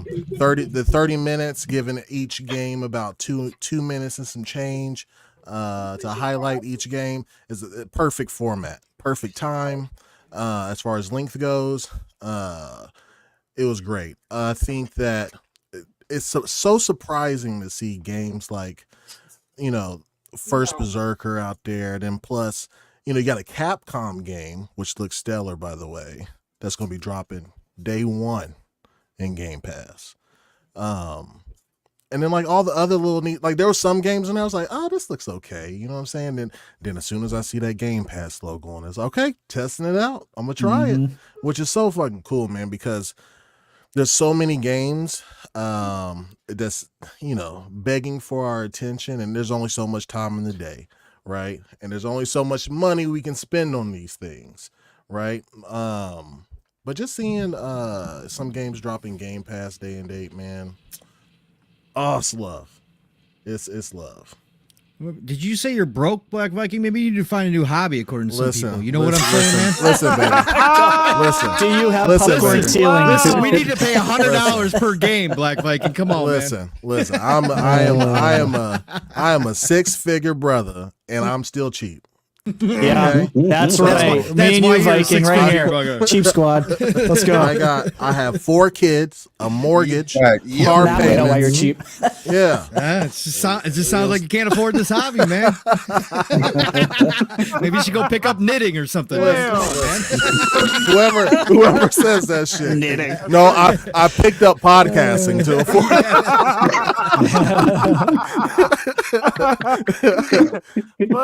Well, you need to see the W-2s before he can get in here, huh? That's right. According to some of this community, man, that's the way it's got to be, man. This is a rich Hey, man's man, hobby. if you a broke boy, just say that.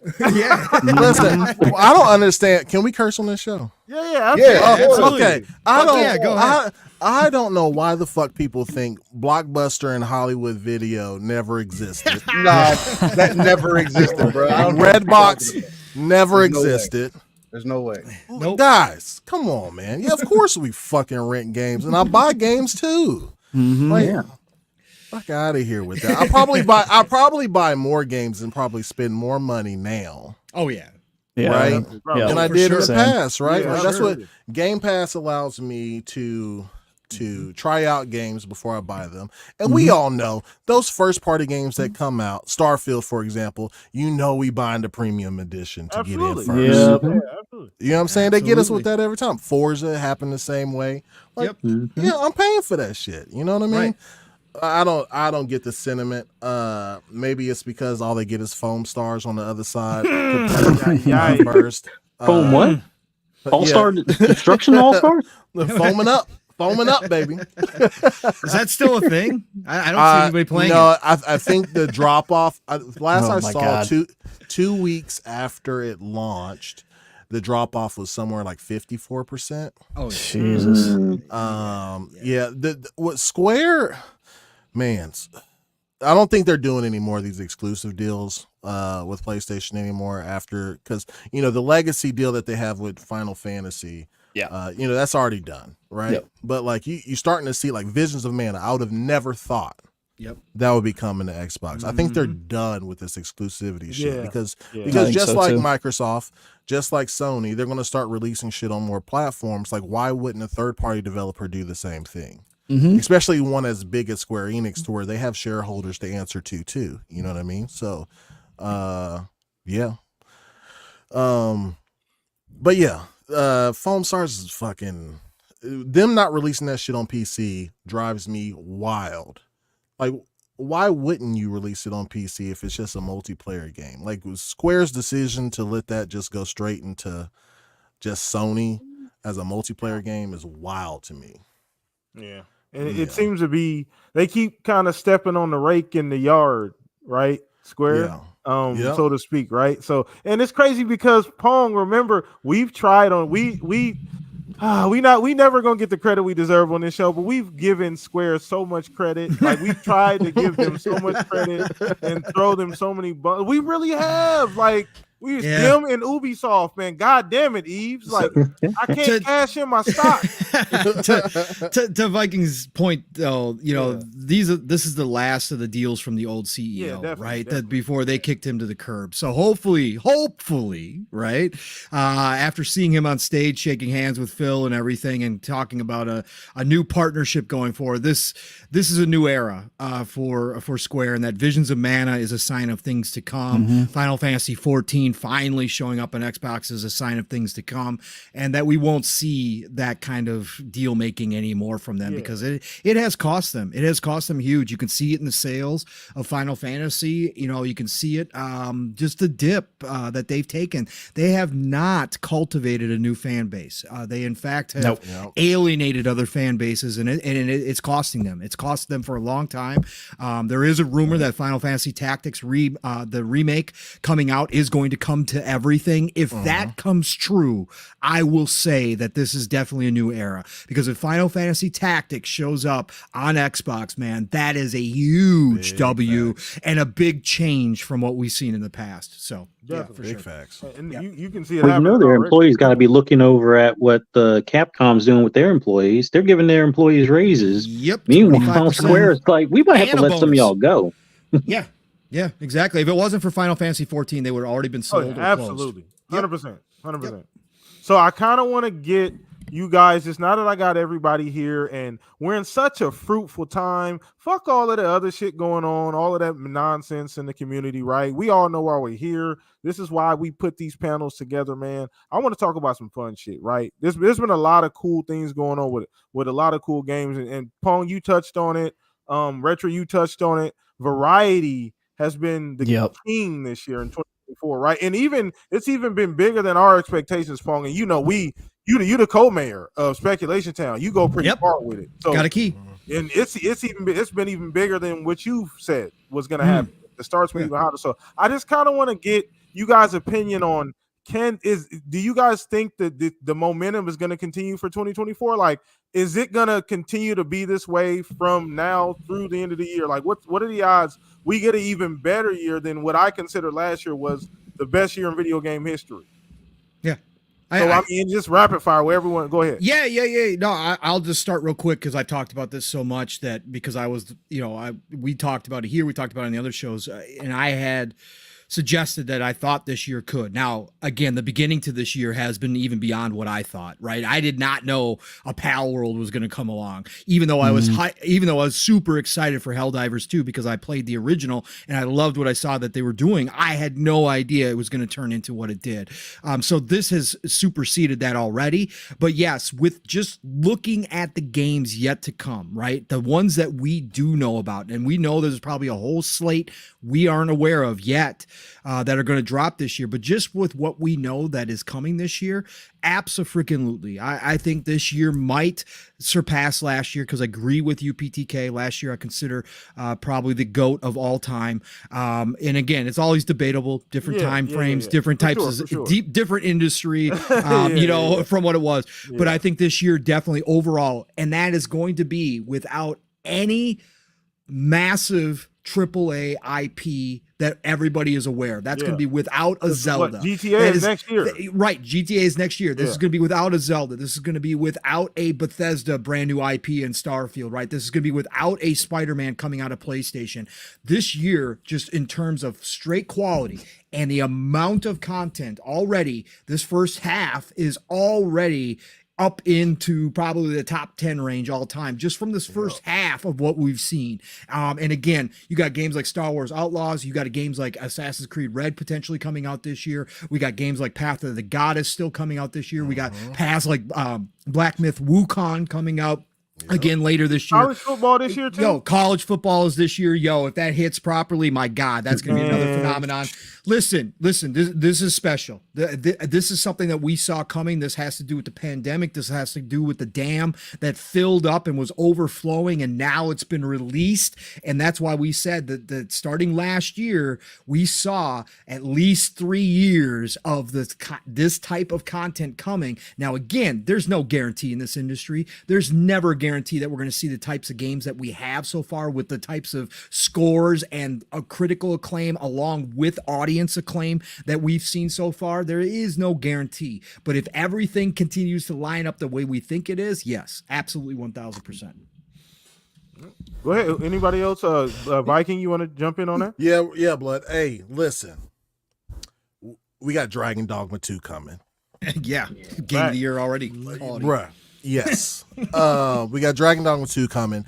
I feel like it's going to really overshadow Rise of the Ronin, but I think that Rise of the Ronin will still kind of get its due. I think what saved that game for me is the character customization that you can do and then co-op, right? So we'll be able to do that as well. But listen, like you said, Black Myth Wukong. We have not only Starfield DLC coming, but Elden Ring DLC coming. Yeah, Diablo 4 expansion too. Diablo 4 expansion. We got Stalker 2, Indiana Jones, Avowed. For my 4D players. We got Aura. Yeah, you said the EA football, the college football joint. We got Age of Mythology coming. Age of Mythology coming. Yep. God, there's Princess Peach. You know what I'm saying? Yeah, let's get the Nintendo crowd Yeah, going. we gotta get it. Yeah, we gotta get it. We got that riding out. We got dried up. And then for second half of the year for PlayStation, we got Baby Steps. You know what I'm saying? We got some of that. We got Stellar Blade, man. Listen, Stellar Blade kills everything right now, so we good. But no, man, there's so much good shit coming this year, man. I think it might top out last year's. Don't we have World of Warcraft DLC too? One of their expansions is due. A lot of World of Warcraft stuff. Yeah, Visions of Mana. I mean, it's bruh. Yeah. We got Zal's coming too. That's going to be a good platformer or Metrovania type game. Towerborn. Oh my god. Yeah. Was y'all able to get in? No, I tried.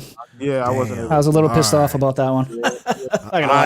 I got in and I can't say nothing. But God damn you, bro. For real? Well, we could talk after. Yeah, we can talk Because I want to know all about that wasn't recorded at all, Retry.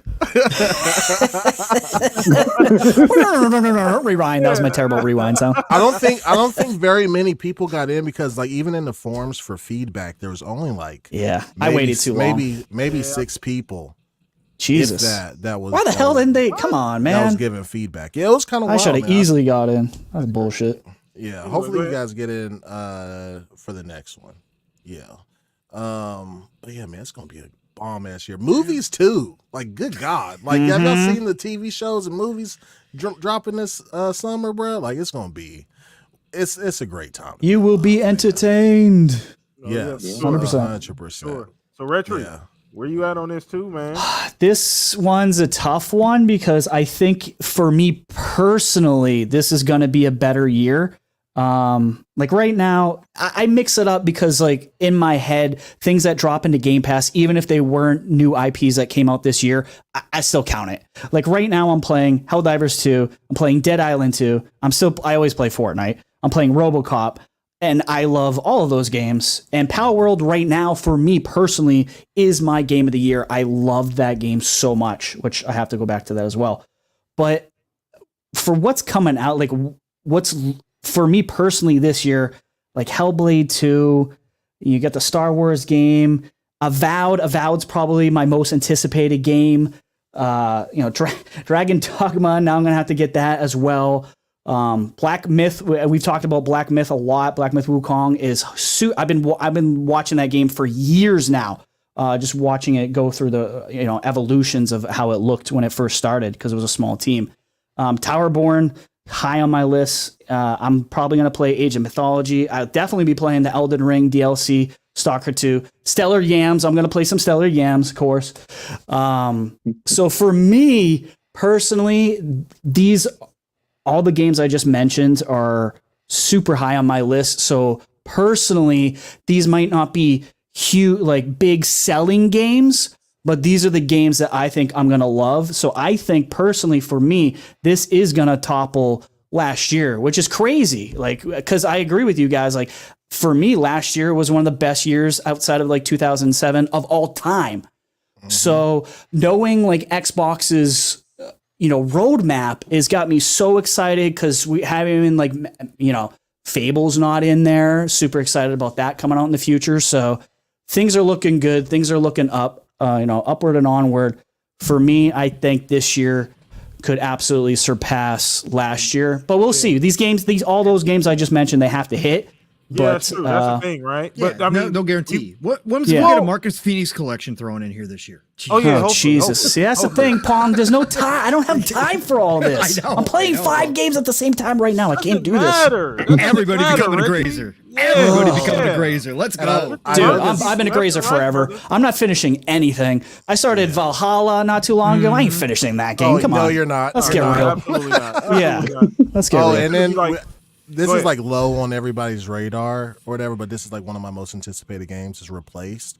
Yes. Oh yeah, 100%. I got 100%. it ain't low. Listen, Black, I think that's low. Listen, let me tell you, your first time here, not Yeah. low. Not low. Okay. Definitely not low. That's Yeah, one of here. my most anticipated dog. games, and I got confirmation from Sad Cat that it's still coming Yeah. closer to Good, the end good. of this year. Yeah, because I was kind of worried about it, man. Like, Yeah, it's got they're pushed not, a they're bunch. not saying nothing. Yeah. You know, like, but it's still coming this year. Yeah. That's Oh, the yeah. whole thing. That's what makes a great year. We talk about this constantly. Like, even though this year might not have that big, massive IP that everybody is aware of, It's not what it's about. all the no. It's Nope. it's Take the- these double A's all day, every all day. the double A. We got games like what I'm Flintlock coming that saying. people Yes, are Flintlock. Oh, bro, I forgot about That's Flintlock. a lot.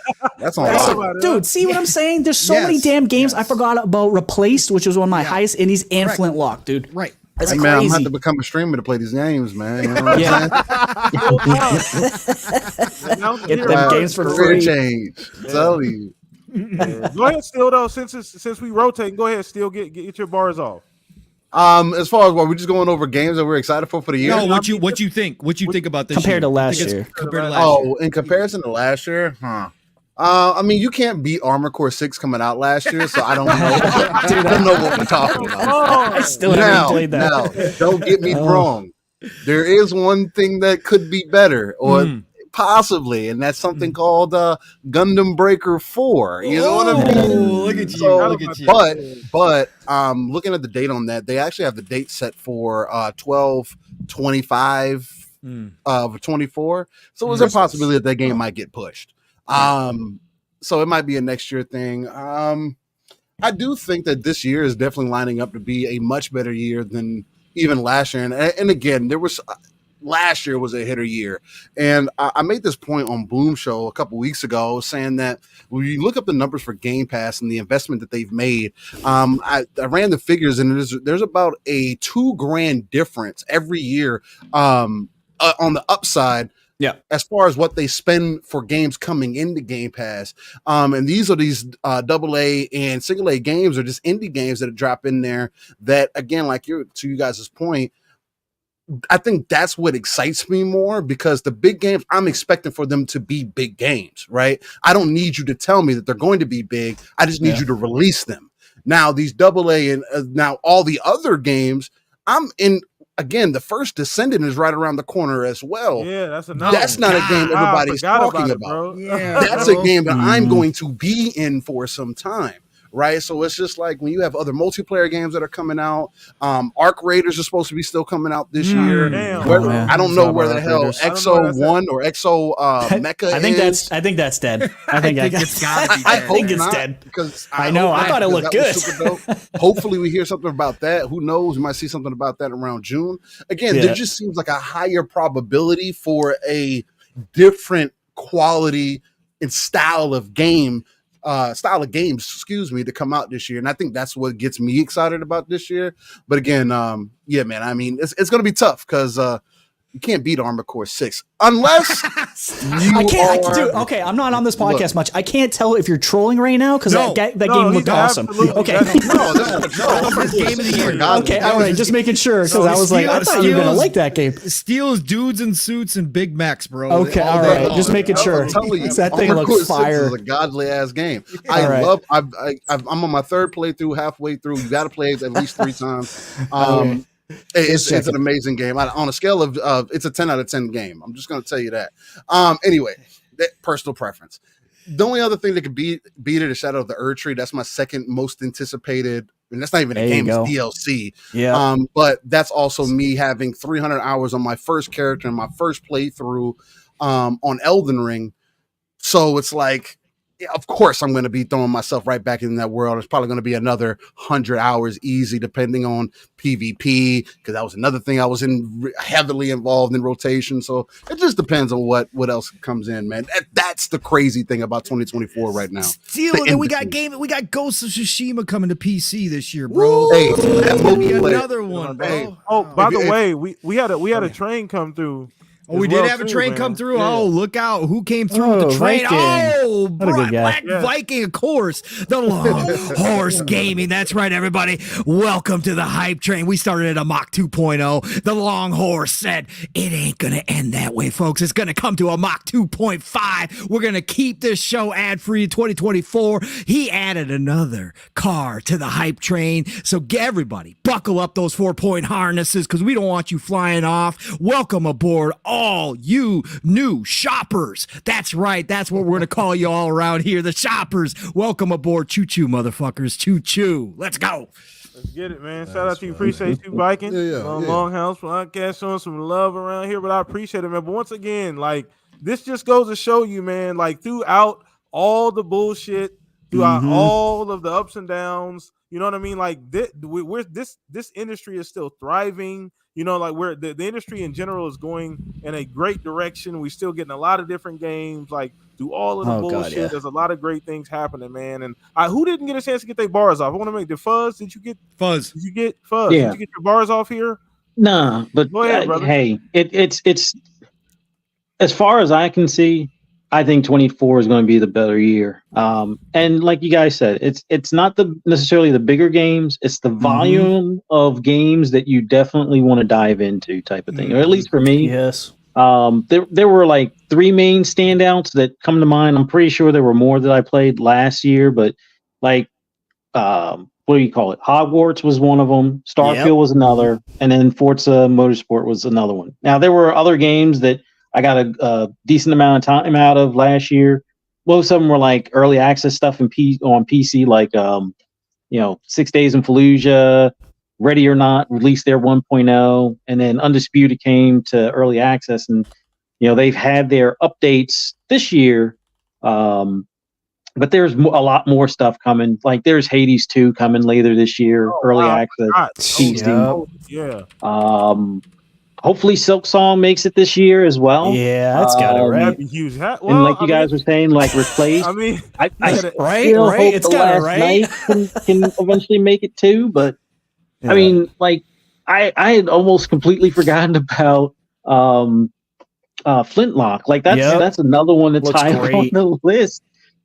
There's just so many games that like I definitely want to dive into, but like right now, my mind is solely on Dragon's Dogma 2. But I know that's going to change once Hellblade gets closer. Like Hellblade 2 for me is going to be one of the big ones for me.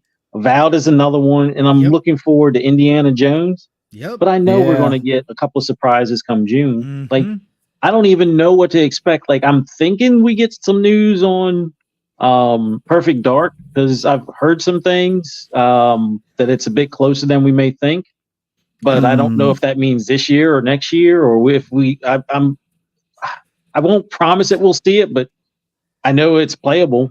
I'll just leave it at that. My sources told me Hellblade's coming to PlayStation. You know what? Even if it is, I don't even care. I just want that game when it comes out. Like I'm buying it one way or another. I don't care. If PlayStation gets it, they better dance in the streets, because they got something good that even their own studios are using as a bar right now to measure for future games. So go make sure Wolverine looks tight. Looks good. Yeah. I mean, that was a PC exclusive, so they no, but no. In all seriousness, though, there's just so much stuff to the point where it's like, goddamn, like Rise of the Ronin is another one. Like Viking mentioned, like I want to eventually get that game, but Dragon's Dogma is going to push that out of my playtime until maybe later in the year. What idiots! Why did I not push that game? It's about to get later. It's going to get laid out. I get the mentality that the first Dragon's Dogma was kind of looked over, but this one is not getting looked over. No, that's not. Dude, there's a lot of buzz going on right now. Like for that game, bro. You can feel it. You can absolutely. I saw a couple tweets. I think we've been doing this long enough to know when some shit's brewing. Yeah, and it's palpable. Like I think it's going to have a Baldur's Gate moment. Yeah, I called Power World. I called Helldivers. Dragon's Dogma is definitely going to move the needle. 100%. 100%. Oh shit, we forgot about South of Midnight. Yeah. That's Oh, true. yeah, If and South of, If it makes this year, yeah. If it makes this year, yeah.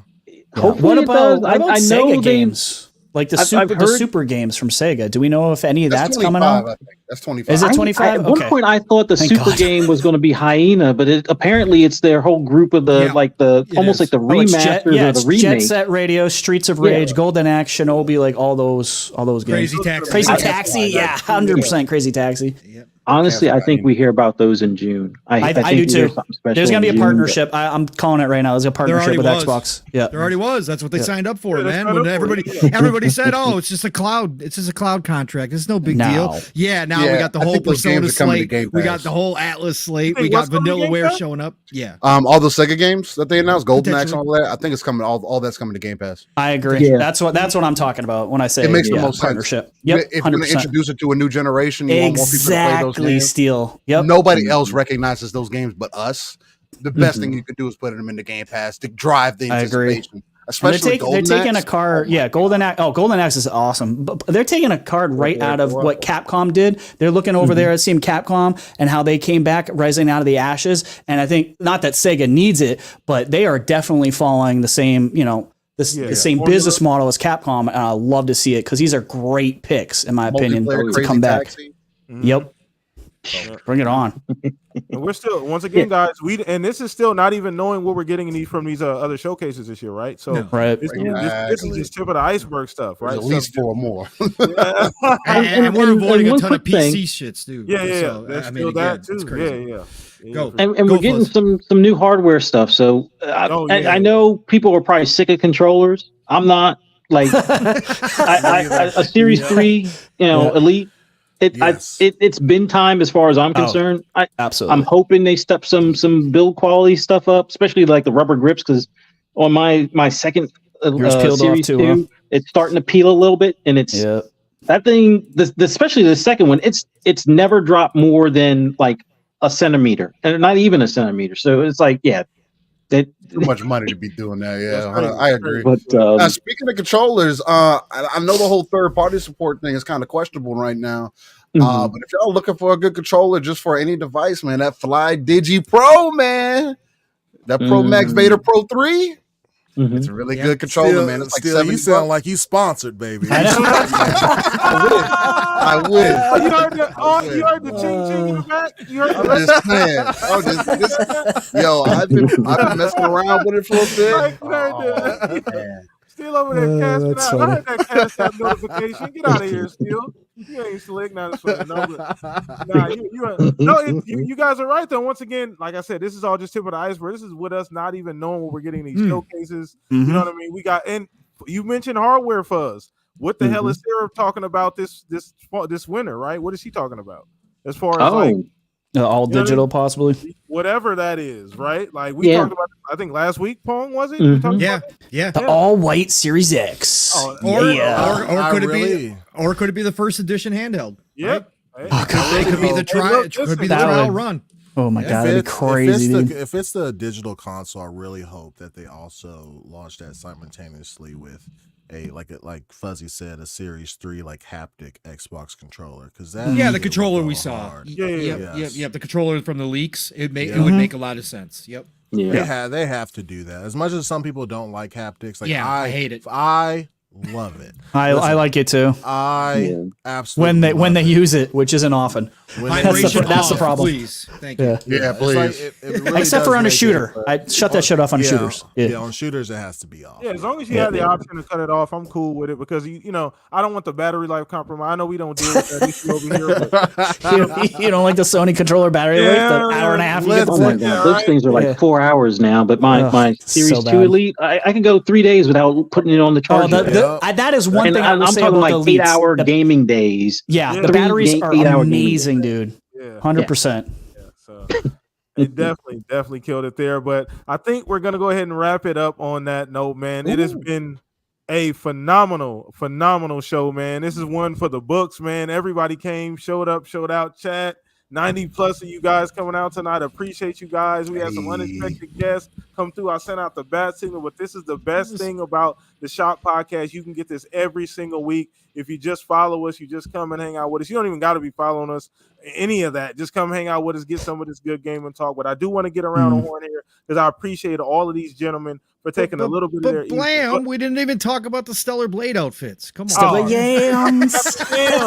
They're self-explanatory. You just need, it's just a picture book. That's all you need. You don't need nothing but the pictures. Really? I thought we were going to break down the closet for her, man. I thought we were going to talk about all the different outfits. And bounce quarters off her bum. It's all good. Like Game Pass, like just bookmark the pics. Just you're good.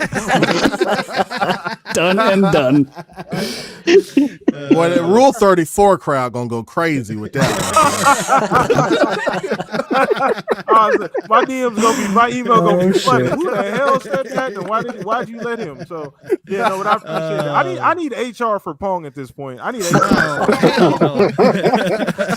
Trying to get it together over here. But no, shout out to everybody coming and hang out with us, man. It was fucking phenomenal. This is one of the best shows we probably ever done. Such unexpected guests, but I hope you guys all have fun in chat. I hope you guys all have fun as well. But like I said, these gentlemen came out, hang out, spend a little bit of time with us. Their gaming knowledge, man. I just love having awesome, positive people around me. And this is why we do this. And let's just make sure we leave on this note. This is what we do this for. It's not for all of that other shit. You know, the Twitter stuff is fun and all of that stuff is cool. I get it, right? Like it's about you need light with the dark. I understand all of that. But this is really why we all started doing this. So just I want to make sure we put all of that first. And you know, the Shop Podcast wants to highlight that. So, you know, we don't care who comes in here, what you play on, any of that. You know, you're knowledgeable, you enjoy gaming, you know, you're invited, you know. So this is what we're all about here. But let me just get everybody get their balls off and but Viking, we'll start with you, bro. I know I sent up the bat soon a little late. You came through, bro. No, but it's all first good, time man. Here, appreciate you. I hope you had fun, bro. No, I did, man. It was a lucky coincidence, man. Because like my wife took the kids out, and I was like, oh shit, I got some time. Let me go ahead and hop up on this thing. Yeah. I appreciate it. Yeah, man. And thanks for letting me come on and talk for a little bit with you guys. Pong, Steel. Hey, listen, we gotta do something. Yeah. You got you know, this is my first time on with y'all. I gotta do something with y'all. You know, we always fucking with Fuzzy and Retry, baby. And same thing with you, Blam. I gotta come back on for a full show one day. You guys can catch me at the Longhouse Gaming Podcast on YouTube. We do it every Tuesdays and Thursdays, 8 p.m. Eastern. On Tuesdays it's just me and my co-host Novin Skellington. Thursdays we always have guests. So last week we had King David and we had Delilah HD. Shout out to ILP, the Lord. We had Delilah HD on too. Yeah, shout out to Delilah. Delilah. She's good peeps. Yeah, she's cool, man. Good people. And then next week we have on the Blue Number, Holly, and Colt Eastwood. So for next Thursday, so we're gonna get it cracking, man. So y'all peoples out there, and again, thank y'all for having me on. Not a problem, brother. Glad you could come through. Glad the universe looked out for us. Said, you know what? We're gonna give him a little bit of time today. Get these kids out of here. Let's go ahead and do this for him. We're gonna give him a little bit of time today. So shout out to you. Shout out to the missus for allowing the time as well too. We gotta make sure we keep things balanced here. But shout out to you, Viking, bro. You once again, he will be back, no doubt. You know, once you get in, bro, you don't need to come in now and ask me for something to drink. Just go to the fridge. As long as I come man. That's on the third do that, baby. Hey, what we doing? I bring a bag wherever I go. I might go shopping. Hold on now. Hey, you gonna take you shopping? What type of bag you bringing? He about to take you shopping. I know, right? You have to define that. Still out here sounding like Diddy, baby. Tell him no. Take me shopping. We ain't calling anybody daddy around here. That's all I know. Listen. Take that. Yeah, I know.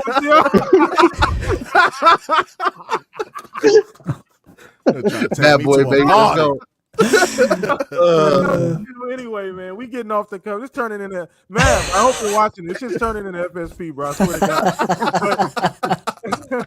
But shout out to you, Viking, for coming through, man. I hope you guys had a great time hanging out with us. It's one of the funnest shows we've done in a very long time. But still coming through, man. Appreciate you, man.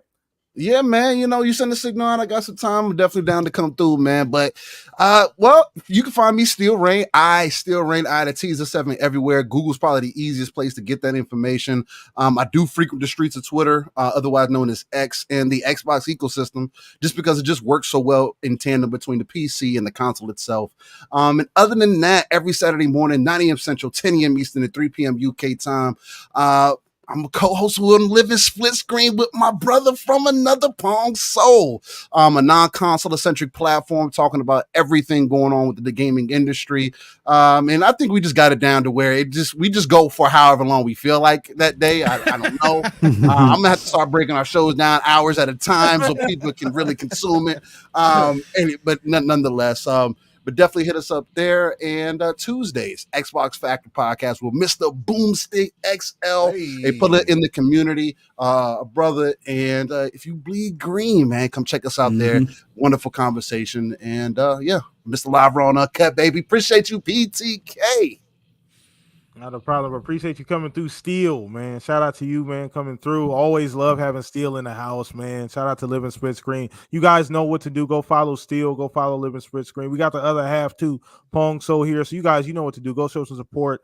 We got goals to hit over there at the Living Split Screen. So let's make sure we get closer to doing those things. Our other guest, Mr. Retry, Gamepass Daily. Shout out to you for coming through. I love. Shout out to Dave too as well. But love having you coming through, bro. Always super knowledgeable, always fun, but let the people know where they can find you. You bet, brother. Thank you guys for having me. As always, it's loads of fun here. Hopefully I'll be able to come in the future. I do have a new show coming out starting next Saturday, actually at 7 p.m. So before you guys, so I didn't butt heads with you too much. It's the Aim Down Sights podcast. That's going to be with Red Dead Panda and Next Gen Nero. Our first guest will be my guy, Dirt Griggity. We love Dirt. We love some spiciness too. So, of course, he was going to be my first guest. But yeah, that'll be starting next week, guys. So if you want to check that out, make sure to subscribe to the Game Pass Daily YouTube channel. You guys can find me, Game Pass Daily on YouTube, Game Pass _Daily on Twitter. And, of course, me and Dave every Sunday at 7 p.m. on the Gamers Council. We love to have you guys. And hopefully we can have some more of you guys back. We've had, I think, everybody. Yeah, we've had everybody on here. On that show as well. So I'll plan on and PTK. Hopefully we can do some sort of collab too, because our shows will be overlapping a little bit. So hopefully we can do a collaboration there. It's going to be a ton of fun, man. But thanks for having me, brother. I appreciate it. Not a problem, bro. And once again, Retry, one of my favorite individuals. You please go support everything that this gentleman is doing. Mods, you know what to do. Put all the links in chat. If they're not in chat, they're down below. I got to go ahead and just do some adding post links as well too, to make sure everybody gets their proper due and love. But I appreciate you, Retry, for coming through. Shout out to Dave too. A phenomenal show. Go check them out on Sunday tomorrow. Go check them out. So they're lined up. I'm sure they got a great guest as well too, man. But I gotta throw this over to the two gentlemen I love the most, my brothers here. They make the show what it is. We're gonna start with you, Mr. Copyright, Mr. I wish he actually copyrighted, so we would be rich at this point in time. Black, and I don't know if you know this. Fun fact. Golden Age of Gaming. You've seen that all over Twitter, right? You heard that term before? Yes. Yeah, that's something that Pong created that we really should all be rich right now. But anyway, that's neither here nor there. Shout out to you, Pong, for coming through, man. Love the energy. You're the Duracell battery of the show, brother. Yeah, no, thank you, brother. Again, great to be back in the seat on another Saturday night. Always my favorite way to end the podcasting week. Again, one of my therapy sessions. So, but great to have Retry here. Always love to hear his comments and his thoughts on things. And again, what he and Web Dave do and on Sundays is fantastic. Love that show. Thank you, and I'm going to try to get back on there, brother. Yes, Dave sir. Hit me up, so I'm going to try to get back on there. I got to figure out when, but I'm going to try. But hopefully, congratulations on the new show. Hope things go well. I'll certainly be tuning in and checking that out. But great to have you here. Black Viking, brother, man. Finally, great to be on a show with you, sir. And I hope we can collab sometime, man. You guys and the Long Horse, man. The Longhouse is doing just fantastic. You guys do your thing, man, and just keep doing it because it's awesome, man. Love the content. Yes, man. The more great people we have in the community, the better to fight off some of the nonsense. And I love to see this happening. So, absolutely, man, 100%. But great to talk to you. Great thoughts all the time. Thanks, awesome. Thanks for giving us your time. Nah, Paul, no, stop being a fake neutral. Yeah, I know. I don't know if y'all heard. Steel never let you get away with nothing. Listen. I don't know if y'all heard, but That's insider. Yeah, it is. But I don't know if y'all heard, but being a fake neutral's cool now, so we all good. Yeah, so, anyways, we're good. I've been doing it since day one. But of course, my brother from another Steel, Rain, 7 hours of podcasting with this man today. Listen, we can't get enough of each other for some reason. So great to hear your thoughts, brother. I'm glad you could jump in here, man. As always. But PTK, Fuzzy, glad you could call in from the International Space Station. I'm glad that you made it, man.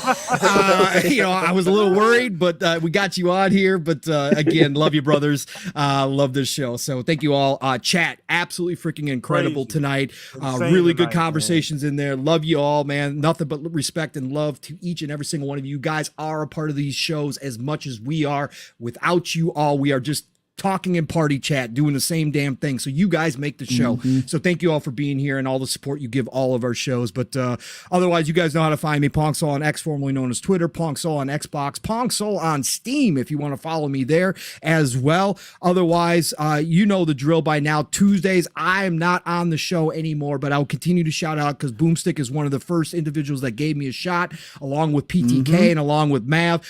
This man does so much for the community. So Double Barrel Gaming is a channel. Boomstick is the man. Xbox Factor Podcast, always a special place in my heart. Every Tuesday, 12 p.m. Eastern, 11 o'clock Central Time. All good things green that day. And now it got a little spicier because my brother Steel is on there when he can be. So on panel. So join there. Thursday is when my podcasting week starts with PM in the PM Fun Speculation Network. Pong and Mav in the PM every Thursday, 7 p.m. Eastern, 6 o'clock Central Time. Two-man show, unless we do have the occasional guest. But you know what you're going to get there. Great conversation between me and Mav. We get the chat involved. Just awesome Thursday night stuff. And then we're back on the Fun Speculation Network. I did have to miss last night's show. I needed a night off. I was dead. It's very rare that happens. But normally Friday nights, Xbox Ultimate is where the family gets together. They supposedly had a good show last night. I gotta go back and watch it. Things get crazy over there. But you know what? We have a fun time. Lots of laughs. Shout out to Mav. Shout out to Mav. Lots of laughs. Lots of good conversation on Friday nights, 10 p.m. Eastern, 9 o'clock Central Time. Fun Speculation Network. And then you know the drill. Set those alarms. Just have them set weekly for your morning dose of live, raw, and uncut energy with me and my brother from another Steel Rain on Living Split Screen. Split Screen is all one word. You know what it is. 4+ hours. Buckle up. Get ready. We like to talk. We went 5 today. That's how we roll. But you're going to have a great time on Living Split Screen. So join us every Saturday morning, 10 a.m. Eastern, 9 o'clock Central Time, Living Split Screen. And then, God willing, back here for another episode with Blam and Fuzzy, two of my favorite people in the whole wide world for the Shop Podcast. Listen, y'all. Golden Age of Gaming is here. Please, whatever you do, all this nonsense, all the BS, all the drama in this community, the thing you know is you got amazing games to play right now, no matter where you're playing them. So get out there, play what you love what you play, and I'll talk to you all real soon. PTK. Why'd you block me? Oh, Jesus. Cut it out. And even you couldn't hold that, huh? We got like one more announcement. You couldn't hold that, huh? Still, I just asked a question. I know. I'm just playing. Still, I'm just playing. Still, you good, my boy. No, but shout out to you, Pong, the Duracell battery. So we actually the show just peaked during your whole outro. Oh yeah, that's see, crazy. Yeah, see, look, I mean, people used to make fun of me for my outro. Now they couldn't see me. See, that's how it works. This revenge tour. You see what you did? Revenge Okay, tour. you see what you unlocked? Yeah, you encouraging it. Yeah, no, I see that was bad. I'm sorry, that was bad of me. But no, shout out to you for coming through, man. Like I said, always an integral part of the show. My brother, man, my literal brother, man. So I appreciate you coming through every single week, man. But last but not least, Mr. Fuzz, like I said, coming through from Voyager 1 or wherever the hell Fuzz is at.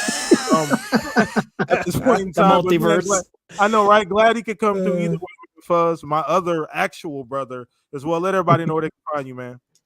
Oh, this was an awesome show. So glad we had Steel. So glad we had Retry. So glad we had Viking on tonight. This was awesome, guys. Always love doing this, talking games, talking shop. Just this is why I do it. This is fun times. Thanks to everybody in the chat for coming, watching us, interacting. Sorry I couldn't interact as much as I usually do. I don't have my keyboard or anything right now, but thanks to everybody that watched us tonight.